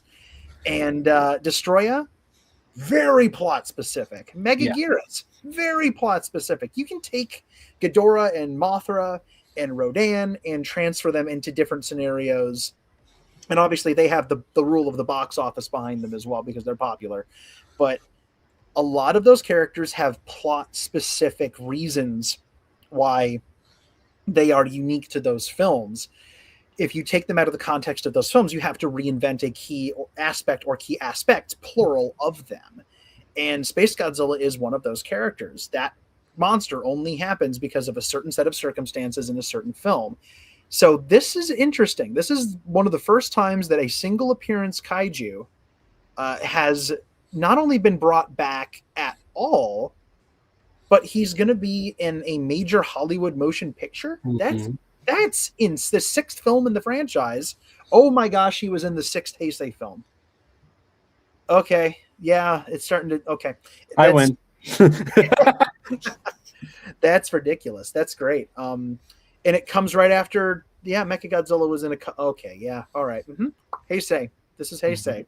So, if this is truly a thing, then this is fascinating. I'm a Space Godzilla fan, film and monster. I'm going to be interested to see what they do. I would love to see Simmons come back to life with Mogera. I'm kidding. And Or now am my mecha will be the apex tag. He just didn't die, and he just does it again. Like he learned nothing. He's got an eye. He's got like he's in a An eye wheelchair. He's got patch. an eye patch. Yeah. Yeah. He's like, you have to do more than that to kill me, you know. And I have another crazy idea. I'm, as it turns out, I'm still very rich, and he's just. I did not get sued out of Oblivion. Yeah, exactly. He's living under an assumed name. He changed his name to Dr. Shiragami. He did not do that, and he's living as a recluse. And he's like, when I was a child, I loved penguins. I was penguins. He brought his daughter back, and now is a robot. Oh my god! And he falls itself a mermaid, and like it becomes a whole thing. Listen, man. I saw a baby monkey get used as a shuriken in the last film. I don't think mermaids are that out of the question. The mermaids come from Hollow Earth. Okay, like I'm right. I'm right about this. Bride of Godzilla, the mermaids are from Hollow Earth. I'm just saying. It's a thing. We have another comment from Radio Cosmic Ray. Wonder if they're going to use Godzilla Jr. I would assume not. That's another license. And if they've credited Space Godzilla already, I would assume they would have put the other credits. So I'm assuming it'll be Godzilla, Kong, Suko. Oh, God, Suko's going to replace Little Godzilla. I'm glad you mentioned that, because one of the other plot-specific things about Space Godzilla is that Godzilla's beef with him is entirely revenge-motivated, because Space Godzilla comes to Earth, literally, it like messes up a child, the most evil thing you can do, and then flies off and basically says, "Okay, Godzilla, follow me. I know you want to. I just like attacked your child. I know you're teed off at me." And then he goes to his city and he builds his crystal fortress, so he has a home field advantage where he can get constantly replenished with energy, and lures Godzilla into what it believes will surely be a death trap. So Godzilla is motivated by revenge. So let me get this straight. Space Godzilla has an island that he abducts children to. Whenever he's not at the island, he can still he has the power from everything else to maintain himself. And it's not funny. Does awful things to children. It's not funny. Space Godzilla is in the files. Do you think Space Godzilla... No, Space Godzilla didn't kill himself. We know that. We do know that. We do. It's not funny. You can't release this. Oh my god. We can't release the files. We can't. Elijah, they're going to demonetize you. I already don't make money off this. I lose money.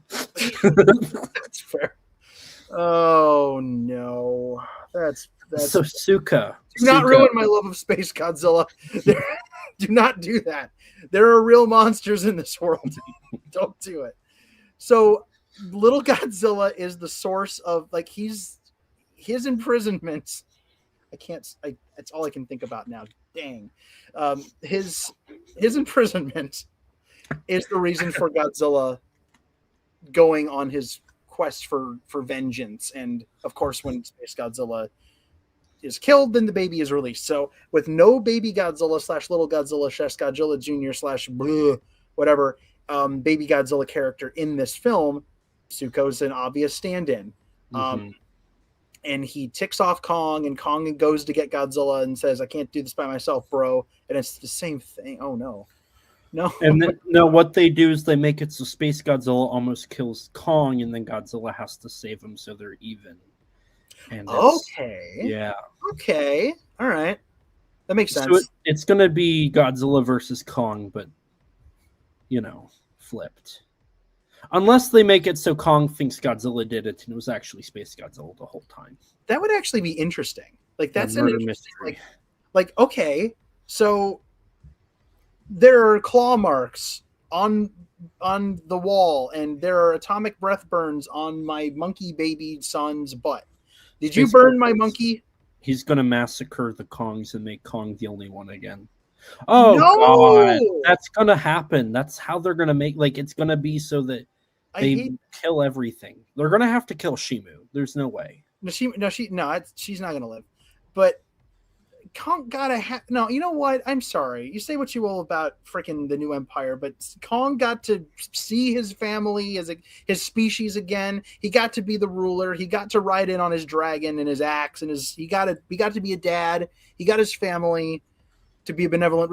Don't kill all the monkeys. They're gonna kill them. That's how they're gonna make Space Godzilla seem like, because they have to play Space Godzilla as a greater threat. Jesus, I can't speak. A greater threat than Shimo and Scar King together, or the Monkey Army, or King Ghidorah, or Mechagodzilla. Yeah. So how do you do it? You make Space Godzilla a Avengers level threat that can kill a whole army by itself, and it's up to Godzilla and Kong and Zuko, because they're not going to bring Mothra back. They're going to keep Mothra at bay. And not bring Mothra back and forget Mothra exists like they did in the New Empire, even though they had the license for her. And they're going to make Space Godzilla this big bad, and it's going to be those four. Maybe they bring the Behemoth in and they kill Behemoth. Is Behemoth? No, Methuselah is the one with rights problems. Okay, don't Methuselah, kill me. Yeah, Methuselah's got rights problems. Scylla's dead. Methuselah is out. Behemoth, yes, they will kill Shimo, and that will be the motivator. That'll be what ticks Kong off. This apocalyptic Ice Age monster killed in one shot By an apocalyptic space monster. An apocalyptic space monster. I can see it. The sky turns dark purple because of it's a reference to the Sony Blu-ray. Get it? It's purple. And lightning comes out. It's Zeus. That's the name of the film. Oh, there we go. Yeah. He shoots lightning. Yeah. Mm-hmm. Yeah. He comes down, and it's just brutal and stuff, man. And the ice monster's like, I'm gonna get you, sucker. And then Space Godzilla's like, you thought. And then Shimo splat, and it's over. It's really late where I am. I'm very tired. They're absolutely going to make it a whole thing where secretly Space Godzilla's been the world-ending threat the whole time, and it wasn't King Ghidorah, it wasn't Shimo and Scar King. It's this. This is it. This is it. What these movies do since King of the Monsters. It's the same idea, different monsters. Every time. It'll be fourth verse, same as the first. Unless they somehow the last time it was two monsters versus two, and then it was 2v1, and then it was back to 2v2. Maybe it's a 2v1 again. I don't know. Or they could somehow do Godzilla, Kong, Mothra, and Zuko again, and have them all fight Space Godzilla. Mothra did show up in the Space Godzilla movie. She did. You know what? Dust off Rodan, for crying out loud. Get him some. They forgot Rodan existed. They forgot. He's sleeping. He's asleep. Or he's dead. If you want to go off of Godzilla vs. Kong, maybe he's dead. I mean, maybe the opening credits were canon. Barnaby. Who knows? Barnaby. This is why we mentioned Barnaby at the beginning of all this, because who knows? He doesn't know what he's doing. He's crazy. Barnaby Collins, Barnaby Jones. I don't know. We got to get him on the horn. We'll get this figured out. But I don't know what they're gonna do. I mean, I think one of the things that we just said is definitely the plot of the film. I just don't know which one. We'll look back at this and we'll be like, oh, we were right. We're right. I mean, okay, we're gonna lock it in right now. If we got the plot down, it could be the first part of the conversation, the fourth thing we said is right. The second part of the conversation, the second thing we said is right. The third part of the conversation, the 14th. Okay, as long as we got all of the major beats predicted in this stream, everybody watching right now owes us $10. My PayPal information is I'm just kidding. No. We don't want your money. You should keep it and use it to buy food, because that's more important, because people need to eat. And so do you, because you're people. That's what I'm saying. It's important. I don't know what they're going to do with Space Gojira. I don't know what they're going to do. I think he's going to be an ancient threat. If they weren't planning on having winged eating Star Godzilla be a Space Godzilla reference a few years ago, they will retcon it. So that's what it is. just like they did with Scar King. They kind of inserted him into the whole "there was a war" thing from GVK, and that worked well enough. So there's no well enough. I didn't say well. I said well enough. It worked fine. It was okay. It did the job. If you don't go back and watch the first one, but, it's fun. So it's okay. It's okay. I enjoy these movies, but Barnaby anyway. So the freaking Space Godzilla thing could go in 1,000 different directions. I don't think it's going to be as complicated or as deep as people are thinking. I think they're going to make him an ancient thing. They're going to do one of the things that we talked about where they irradiate him, and that's going to be it. If he's in the thing at all. It seems like it'll be just like the tweet I made where I added Michael Dougherty and said, you should give Blue Oyster Cult a chance at Eric Bloom. Bring Godzilla by Blue Oyster Cult into the movie in 2018. And then lo and behold, it happens. I actually had no idea that you were entirely responsible for that. Thank you. Totally. That's 100%. You never know. Weirder things have happened. Happened. True. Maybe I somehow reminded him. He was on Twitter and was like, "Oh, that's right. That does exist. Let me make a call." Or Eric maybe saw it and was like, "I'm going to call Warner Brothers. We're going to make this happen." Who knows? It's a great friggin' idea. Let's get that cult on the phone. We want to make money. We got to make another album. Let's do it. Let's do it. Let's make it happen. But we can't have Blue Oyster Cult actually do it themselves. Who's hot with the kids right now? Serge Tankian. Yeah. Serge Tankian. Definitely knew who he was before the movie. Sergeant Tinkertoy. Is Serge? Okay, that's right. It's Serge Tankian, I think is how you pronounce it. Yeah. He did a good cover. And then he went and did it with them. Like, there was a couple live performances where he showed up and they all performed Godzilla together. It was kind of cool. That is really, really stinking cool. That is really cool. I'd love to go perform Godzilla with Blue Oyster Cult. They won't return my calls, Elijah. Why don't you tweet at them? I'll tweet them.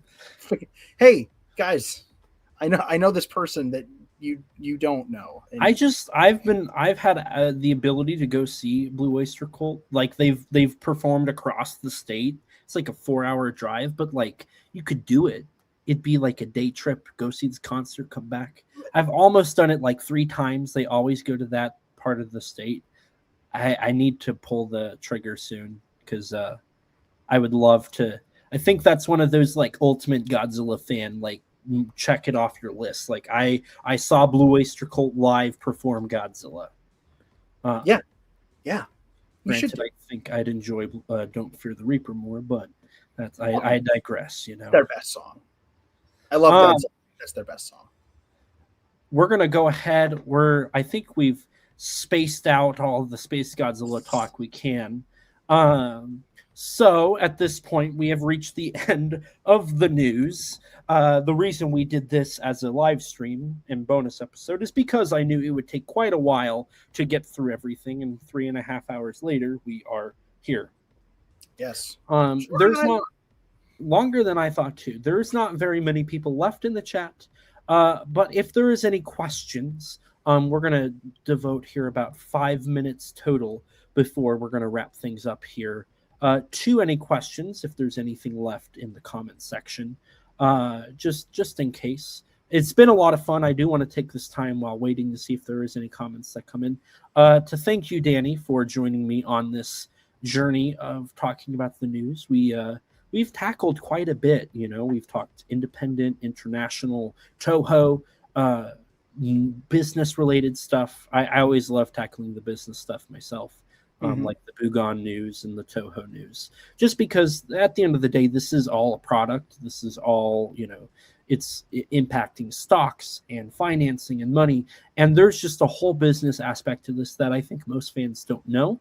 And so I love bringing that to the forefront and informing and educating people on what that business side looks like. Absolutely. Was there any bit of news that you saw that we didn't tackle that you wanted to briefly talk about? We can tackle a couple of those. Oh goodness. maybe a couple of little tiny things that could be mentioned while we're just kind of wrapping up here. One, this is not exactly new news, but it's new enough that I think it should be. It's big for me. I think it's cool. Relatively recently, not super recently, but relatively recently, the greatest piece of Godzilla media of all time has concluded a monumental step in its popularization and indoctrination of the world into, showing them that this is the best piece of Godzilla media ever. Godzilla Island, the greatest. Okay, I'm being hyperbolic, but only like that much, because honest to God, Godzilla Island is like one of my top favorite things on the planet. I have been a huge fan of Godzilla Island for, oh God, maybe close to 20 years now. That's kind of crazy that it's been that long. Long before it was available officially in the US, I got fascinated by it when it was on Toho Kingdom, just as little snippets and pictures. And I finally found a DVD set from Japan and unsubtitled, and I thoroughly destroyed that set. Like, I was all over it.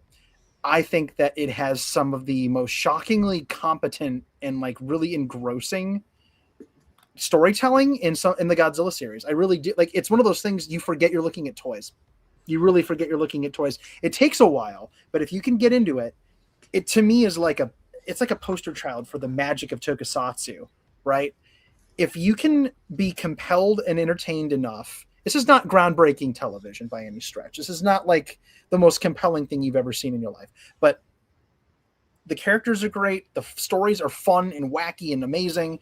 And if you can believe that what you're looking at, where these actors are interacting with rubber props taken from toy molds that are being puppeteered by little rods under tables and simple mechanisms, if you can believe that, if you can believe that Anguirus is having a sad day and watching a sunset by himself and just doesn't want to talk to anybody, or that Gigan is some kind of honor-bound Ronin who, leaves one side and goes to the other because of he's following the Bushido code.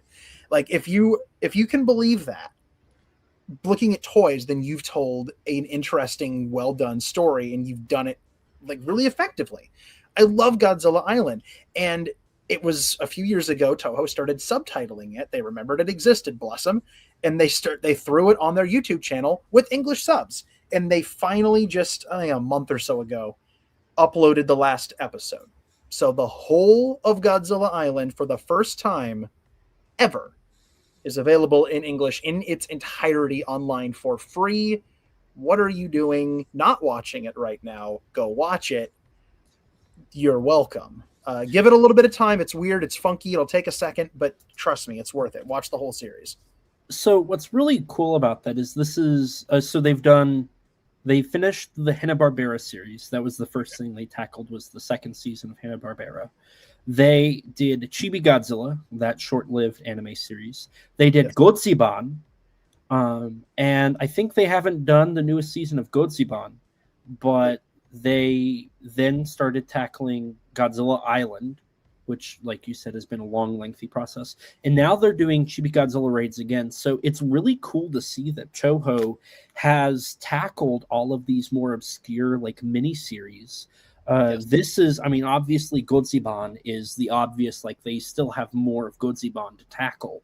Mm-hmm. But outside of that, the only other thing that they really haven't done in terms of the obscure Godzilla content is the Go-Go Godzillaland series, and then wasn't there like 3 OVAs for that as well? There were a handful of OVAs, Get Going Godzillaland, and then Go-Go Godzillaland. The OVAs that are about learning hiragana and adding and subtracting and things like that, they exist fan subbed. They have never been officially subbed. There's an entire series from the late 90s that filled the same time slot as Go-Go Godzillaland. That's oh my gosh, it's Godzilla something, or what the heck is it called? It filled the same slot. There was a little Godzilla character named Megabyte who was the co-host alongside the female host. Oh, I don't remember what it's called. Godzilla something. So there's Adventure Godzillaland. Yes. I'm pulling them up now. So that's Yeah, there's 26 episodes of Adventure Godzillaland. Get Going Godzillaland is 4 OVAs. Mm-hmm. Then there's Adventure Godzillaland 2, which maybe that's the second season. It looks like that's the second season. I believe so. That was used to promote Godzilla versus Mothra, or Mechagodzilla 2. Sorry, Yeah. Godzilla 2. So okay, it looks like that is it. There's Adventure Godzillaland, which is 2 seasons. One season was promoting Godzilla versus Mechagodzilla. The first season was promoting Godzilla versus Mothra, featuring both tokusatsu and chibi animation stuff. And then you have Get Going Godzillaland, which is 4 OVAs that were hiragana and addition and subtraction. I don't know where the Go-Go part of that came from, but whatever. My brain is. I swore it was Go Go Godzillaland. No, it was. I don't remember what the name of it was. The other one, but it was a trivia show. They'd play trivia. They'd show clips from the movies. It was used to promote Space Godzilla. Ooh, ironic. But yeah, I don't remember what all of those things are, but those deserve to be subbed, and most of that's lost media. This is from Get Going Godzilla. Yeah, the front page of the slideshow we had, We Talk Big News, actually features still from Godzillaland. So that's really that's 3 things that have now tied back to Godzillaland in this stream. It all comes back to Godzillaland, man. It's all connected, man. I'm telling you. I love it, but there's more to subtitle. Most of Get Going Godzillaland's 26 episodes, plus the follow-up one that I can't remember the name of, that's all lost media. Like, that's never been released in any capacity. You can't even get fan recordings of a lot of that stuff. There are only a few episodes of each. And listen, the clip of Godzilla and Mechagodzilla fighting as news anchors is from one episode, and the rest of that show, for the most part, is nobody knows what happens in it. Right. If that's like, just imagine what we're missing if that's in just one surviving episode. It's crazy. So, and there's more. That's 26 episodes, 4 OVAs. Like, that wouldn't be too terribly much to do. No, and it would be, you know what, monetize it, and you could actually use that stuff to, like, if you put, I mean, you know, I'd rather you didn't put ads on it, but go ahead, put ads on it, make the people happy, you know, just teach the children hiragana. I'd watch it to learn hiragana. Mm-hmm. You know, if it was subtitled. Right now, it doesn't teach me much of anything because I don't know how to speak Japanese. But I don't know. I wonder if I would be able to understand any of it, because I do know hiragana and katakana. I wonder if I would. That'd be interesting. I honestly think you'd probably understand it. You'd probably get through it. I have a semi-basic understanding, so maybe I could actually grasp those, since they were made for people about the age of my understanding of Japanese. Oh gosh. Let's see. What am I forgetting? Oh, okay. I haven't seen this mentioned much, but I did want to throw this out there.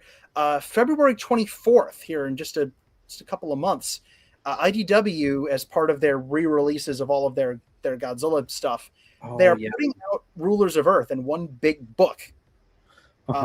Which is kind of crazy, because for the longest time it's been available in 2 volumes, Complete Rulers of Earth volumes 1 and 2, very creative names, and each one of those books is like thick books, and they're $20 a pop. If you get on Amazon right now, the Complete Rulers of Earth paperback, both volumes combined, 25 issues, $14 for the paperback. That's less than one half of it beforehand. So go get that. That's pretty darn cool. Did you also see they announced the role-play game based off of the Kaisei? I did see that. Yes. The Kaisei era stuff is getting a role-playing game, about which I know very little. I have actually not read any of the Kaisei books, and I really should. I should try. I should get into it. I haven't bought a new comic book in 1,000 years. I'm very behind on my Godzilla comics. But speaking of books, we talked about my book earlier this year. I've been thrilled to see so many Godzilla books starting to pop up, just kind of to fill in the gaps. One of the things I've been really interested in is there seems to be kind of a running trend of giving each film their own book. That's starting to become a thing. There was a book about just the original Godzilla published not too long ago. And then obviously there have been a few of those. There's a new book on just Ghidorah the Three-Headed Monster that came out earlier this year. And just a few weeks ago, there was a book on King Kong versus Godzilla that came out. Tom Shabila is the author. Shabila? Sorry, sir. But it is on Amazon right now. It is a Bear Manor Media Jam, and it exists. And I have not purchased it yet, but I always am interested in shouting out new academic books on Godzilla. This one's interesting. It's just on King Kong versus Godzilla, and it has a foreword by Dana Gould. Dana, Simpsons head writer Gould. Dana, I'm Dr. Zaius sometimes Gould. Dana, I own one of the spaceship props from Plan 9 from Outer Space Gould. I love this man. And he's great, and he loves classic horror and classic monsters, and he's a great pick to write this forward. So I'm interested to check that out. But yeah, new Godzilla book is always worth shouting out. Gosh, I know there was a new book that came out about the Lost World from 1925. That's kind of a stretch, but that's a thing. I think that might be. Did we mention the Monarch spinoff show? We didn't mention it. No, we haven't. I know we tackled it in one of the episodes we've recorded. Okay, but we did get confirmation. I guess that's something we got. It was a leak a couple months ago. There was the copyright for a show called Cryptozoology before that, and then a couple weeks ago there was an exclusive posted that there was a Shaw solo series spinoff that was taking place during the Cold War, and we got that now coming from Apple TV and Toho and Legendary, which I'm happy to see at least one of the shows that they were planning did not die, because what was really funny is they said there's multiple spinoffs of Monarch coming, and then quite literally I think less than a month later it was like Apple TV is losing money, so we're cutting most of our productions out and just doing a handful. And it was like, okay, so there's multiple spinoffs now, just dropped to like maybe two. Yeah, maybe two. Maybe two. So we're definitely getting. Well, I mean, we're almost certainly getting one. Maybe. I mean, even that hasn't shooting yet or anything like that. So maybe they'll pull the plug on that too. I think it's filming in mid 2026, so it'll come out in 2020. It'll probably be either right after Supernova or right before. It'll be after Supernova. Now that I think of the production schedule, if it's a spin-off, unless they do only like half a series, it's probably going to be mid to late 2027. Yeah. So we've got that. We've got the actual Monarch season 2, which we mentioned earlier because of the screen grab with Godzilla. And we've got the new movie, and we've got the Japanese film, and we've got the shonen anime that's coming out. So we're just going to be rolling from one thing to another, to another, to another, to another, to another, to another. It's just a constant Godzilla. What a time to be breathing oxygen on this planet. You know what I mean? Jeez. It's pretty cool. It's the best time to be a fan. Yes. We're the first people to say that. Yeah. Nobody else has said that. It's pretty crazy. We're original thinkers. I think that's about all the news I can cook up. My eyes are starting to cross a little bit. It's been 4 hours, but we have covered a lot of ground. We talked about a lot of stuff. You got any other news? I think that's it. I think that's actually. I've got one last thing, Danny. You son of a... I'm kidding. What's up? I just got to say hello. Yeah. I'm Elijah Thomas, and I have a Kaiju and Tokusatsu problem. Joking aside, I am Elijah Thomas. I am a writer. I've written for various websites: GodzillaMovies.com, Kaiju Ramen Magazine, Kaiju United. My writing has been featured in the book Giant Bug Cinema, a Monster Kid's Guide from Bear Manor Media, where I wrote about Ghidorah the Three-Headed Monster. I also contributed, we didn't talk about this earlier, but I contributed the foreword, so full disclosure, I contributed the foreword to Danny's book, G Cinema, an exploration and celebration to Japan's Monster King, coming from Fonthill Media. I've also been given the privilege to work with my good friends at Giant Monster BS on their second season as a creative consultant tackling independent kaiju films. You can check out their podcast. Outside of writing and podcasting, I also served as a consultant on the Titanic Creations Yongari figure. I believe it's sold out now. I really should check that to confirm, but I'm pretty sure it is. But you can still head over to titanicreations.com to check out all of their great work. I am a bonus feature producer for SRS Cinema. I've worked on various titles: Yuzo, The Biggest Battle in Tokyo, Liver Leaf, War of the Ninja Monsters, Jiron vs. Gora, Hoshi 35, Outer Man, and the upcoming Brush of the God, along with various other titles. I'm getting close to about a dozen titles. So you can check out those Blu-rays on srscinema.com or the DVDs from any major online retailer. I'm also a filmmaker and YouTuber. You can check out some of my stuff on my YouTube channel, ET13 Productions, where you can see some of my old short films, older YouTube videos, and a playlist that's ever growing with all of my appearances on YouTube. You can also check out some of my action figure photography on my Instagram at ET13_productions and my X, the artist formerly known as Twitter. Thanks, Danny, at the same handle. Now, Danny, where can people find you at? Oh, goodness gracious. You can find me perusing the social media chunk of the interwebernets at Danzilla93_GNP at the artist formerly known as Twitter. Thanks me. You can also look up the Godzilla Novelization Project on Facebook, which seems to be popping off lately. Only took me 4 years to get that page growing, but there it goes.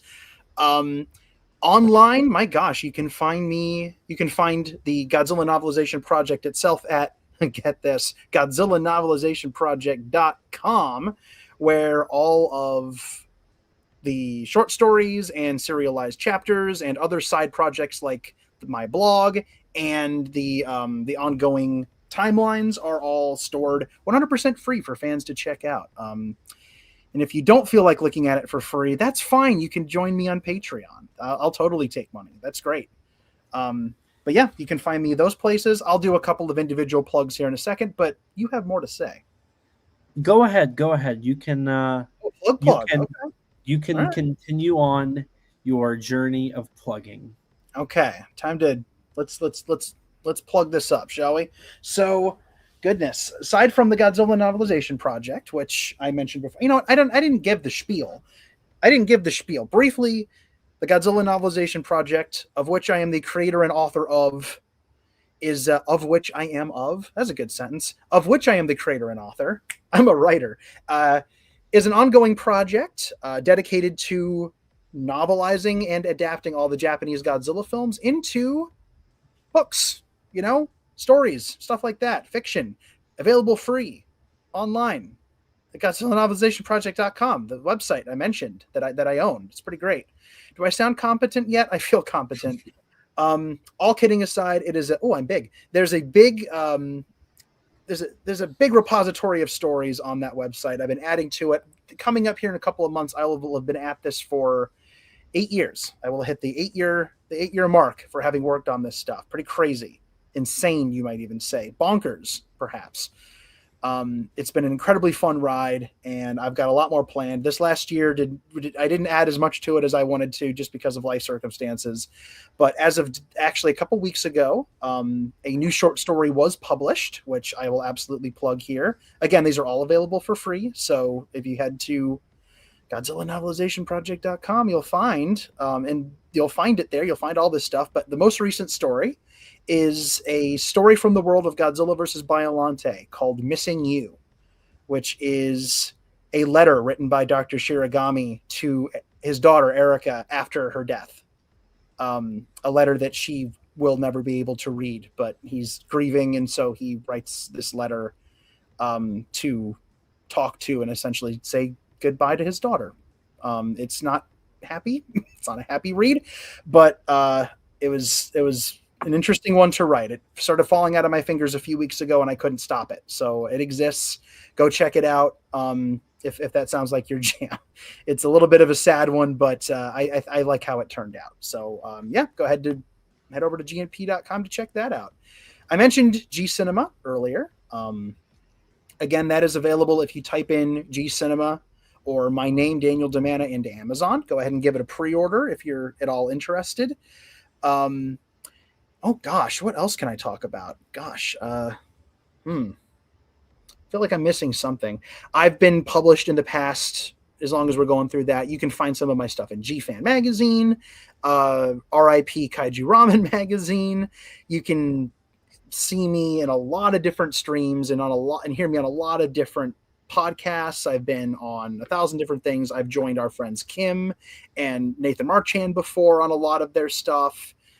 Goodness, what the heck even else is there? I've been able to do a lot of wonderful work with SRS Cinema recently, which has been fun, from recording 50% of the audio commentary for War of the Ninja Monsters, Jaron versus Gora, to doing copy editing and copywriting and proofreading and essay contribution to a couple of other releases. Fun fact, when anybody out there who ordered Visual Bandits from SRS Cinema, feel free to turn that Blu-ray around in your hand and read the back cover copy, because yours truly was responsible for that. And that's pretty special. I've always wanted to do that. So that's really, really fun. I got to work on that release. It's going to be a standout release. You did the commentary on Ninja Monsters. You did the copy editing for Denise. Mm-hmm. You did the copy editing for Visual Bandits. You have been my go-to guy for proofreading my scripts for Yuzo and Outer Man, I believe. Mm-hmm. I'm trying to think here. You proofread my essay for Sharkdemic. Mm-hmm. You proofread my the Outer Man Historia spoof article for that release as well. That's true. I want to say those are all the ones you've worked on so far. I think so. I did some copy editing for Liverleaf as well, and a little bit of Yuzo. So yeah, I think we pretty much covered everything. I actually think my list on my website might be incomplete. I might have to add a couple things to that. But yeah, I've been really, really fortunate and blessed to get to be a small part of these releases, and I have some cool SRS stuff lined up for the future that you'll just have to kind of wait and see what happens with those. But I'm pinching myself excited to work on those. But that's incredibly cool. Just this last year, I got to contribute an essay to Peter H. Brothers' new book on Godzilla 1954 to celebrate its anniversary, which was really, really cool. I've had a few people tell me that they really, really enjoyed that essay, which is about the use of the kind of Lovecraftian fear of the unknown throughout the script of the 1954 Godzilla. Really, really fun. I wrote about that a handful of years ago, and I decided to expand on it for a published version. And I also have other written things coming up. I have a couple of other book projects I'm working on that I cannot talk about yet. I have G-Fest stuff coming up that I cannot talk about yet. I have a handful of really, really cool, really, really special things cooking that I cannot wait to dive into. And I'm hoping that my next couple of months will be a little bit more creatively prolific, or just creative in general, than my last few, wherein I have done very little. But we'll see. We'll see how it goes. I'm hoping I can snap out of it a little bit and get some stuff done. I'm very excited. I got to get cracking on this promotion. I got a book coming out here in a couple months. I got to talk about it and stuff. It's going to be crazy. We'll definitely, my people will be in contact with your people. Call me. I'll have I'll tell my secretary to be on the lookout. Yeah, send me your publicist's info, and we'll see what we can do. Okay, fair enough. That's about all I can say. That's all you got? I think so. I mean, sure, there's more, but it's fine. It's all good. As for the podcast, you can rate us on iTunes. That boosts our ratings and helps us get recommended to more people just like you. If you don't have an Apple device, which I don't blame you, that's a lie. This is a MacBook. I'm streaming from a MacBook. I'm recording on a MacBook. But you can rate us on Spotify. I recently learned that the higher rated you are on Apple Podcasts means you get recommended to more people. And anybody who is watching this or listening to this, I'll be making some posts about this, but currently we are at a 3.5 We have almost as many 1-star reviews as we do 5-star reviews. So if anybody can give us a little bit of a hand with that, going over to Apple Podcasts, looking up Kaiju Conversation, you have to listen to roughly 10 minutes of the show. It's either 10 minutes or a full episode. You have to do that before it'll actually register that you can review the show, and then leave us a review. 5 stars. We will read it on the air for everyone to hear. If you want to stay up to date with all things Kaiju Conversation related, follow us on Twitter at KAIJU_CONVERS. If you don't have Twitter, you can follow us on Instagram or like us on Facebook. If you're like me before podcasting and you don't have any social media, lucky you. You can email us at kaijuconversation@gmail.com, all lowercase, all one word, you know the drill. We also have a website now, www.kaijuconversation.com, that features all of our news and updates, along with blogs if we have any major updates, our episodes, our videos, and we have 3 sections that are always updating: upcoming Kaiju television, upcoming Kaiju films, and the Japanese Kaiju film database that tackles every single Kaiju film ever produced in Japan. That was a very long, lengthy process, and up until recently, it was still updating. Now we're just kind of waiting for news for other films. Every time I think I find one, I find out it doesn't count, and so it doesn't get added. But definitely check those out if you're interested. All the films we've talked about tonight will be on that website as I continue to update stuff. I think the only stuff that's not in there is... I don't think... Did we bring up the fact there's a short film being made for Kaiju number 8? Did I say? I did say that. Mm-hmm. Now that I say it, I did say it. That's the only thing that's not on the site, but that'll get updated pretty soon. We also have a Teespring store. It's right now just our logo, but if you want to sport our logo on a t-shirt or maybe even a coffee mug, you can purchase that. If you'd like to chat with us, check out our Discord server full of others that have similar interests to you. It's a great community full of great people. Don't forget to subscribe to this YouTube channel and hit the bell so you can be notified anytime we upload a video. Sometimes we do exclusives to the channel. There is a whole live series. Kaiju Conversation Live is a series that we do. It is usually monthly, but for the past year it has not been. With this stream, I'm hoping that I can maybe bring that back around and do monthly live streams. So definitely stay tuned for that. We also have... a ton of other content on here, but bonus episodes, minisodes. There's an interview on here. There's a ton of stuff that we've done on this show, and we're going to continue doing more on this part of the program. A huge thanks to Rex for editing all of these episodes that we've recorded, the intro you saw at the beginning, and all the other content. His links can be found in the description below. Along with Rex, we'd like to give a huge thanks and shout out to Danny DeManna of the Godzilla Novelization Project for his amazing vocals on our theme song. You can support him by following him on Twitter at Danzilla93_GNP or visit his website, GodzillaNovelizationProject.com. And a huge thanks to Grattan Conwell from the podcast Giant Monster BS for composing the music for our theme song. What you've been hearing in the background and what you heard at the beginning is done by him. You can support him by following the podcast on Twitter at Giant Monster BS or on any podcast platform under the name Giant Monster BS. And with that, we're going to wrap up this stream. So thank you guys so much for watching. Thank you guys so much for coming back to watch it. Thank you guys so much for listening to this 4-hour-long episode.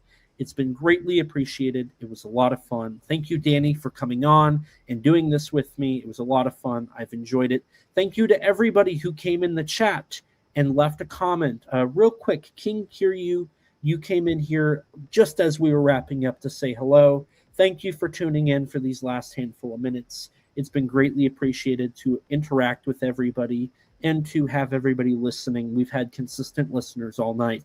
Thank you so much for sticking with us for the entire runtime of this 4-hour stream. So with that, there's just one last thing to say, and that's, as always, please remember, life's too short to not talk big. Bye, guys. See you guys.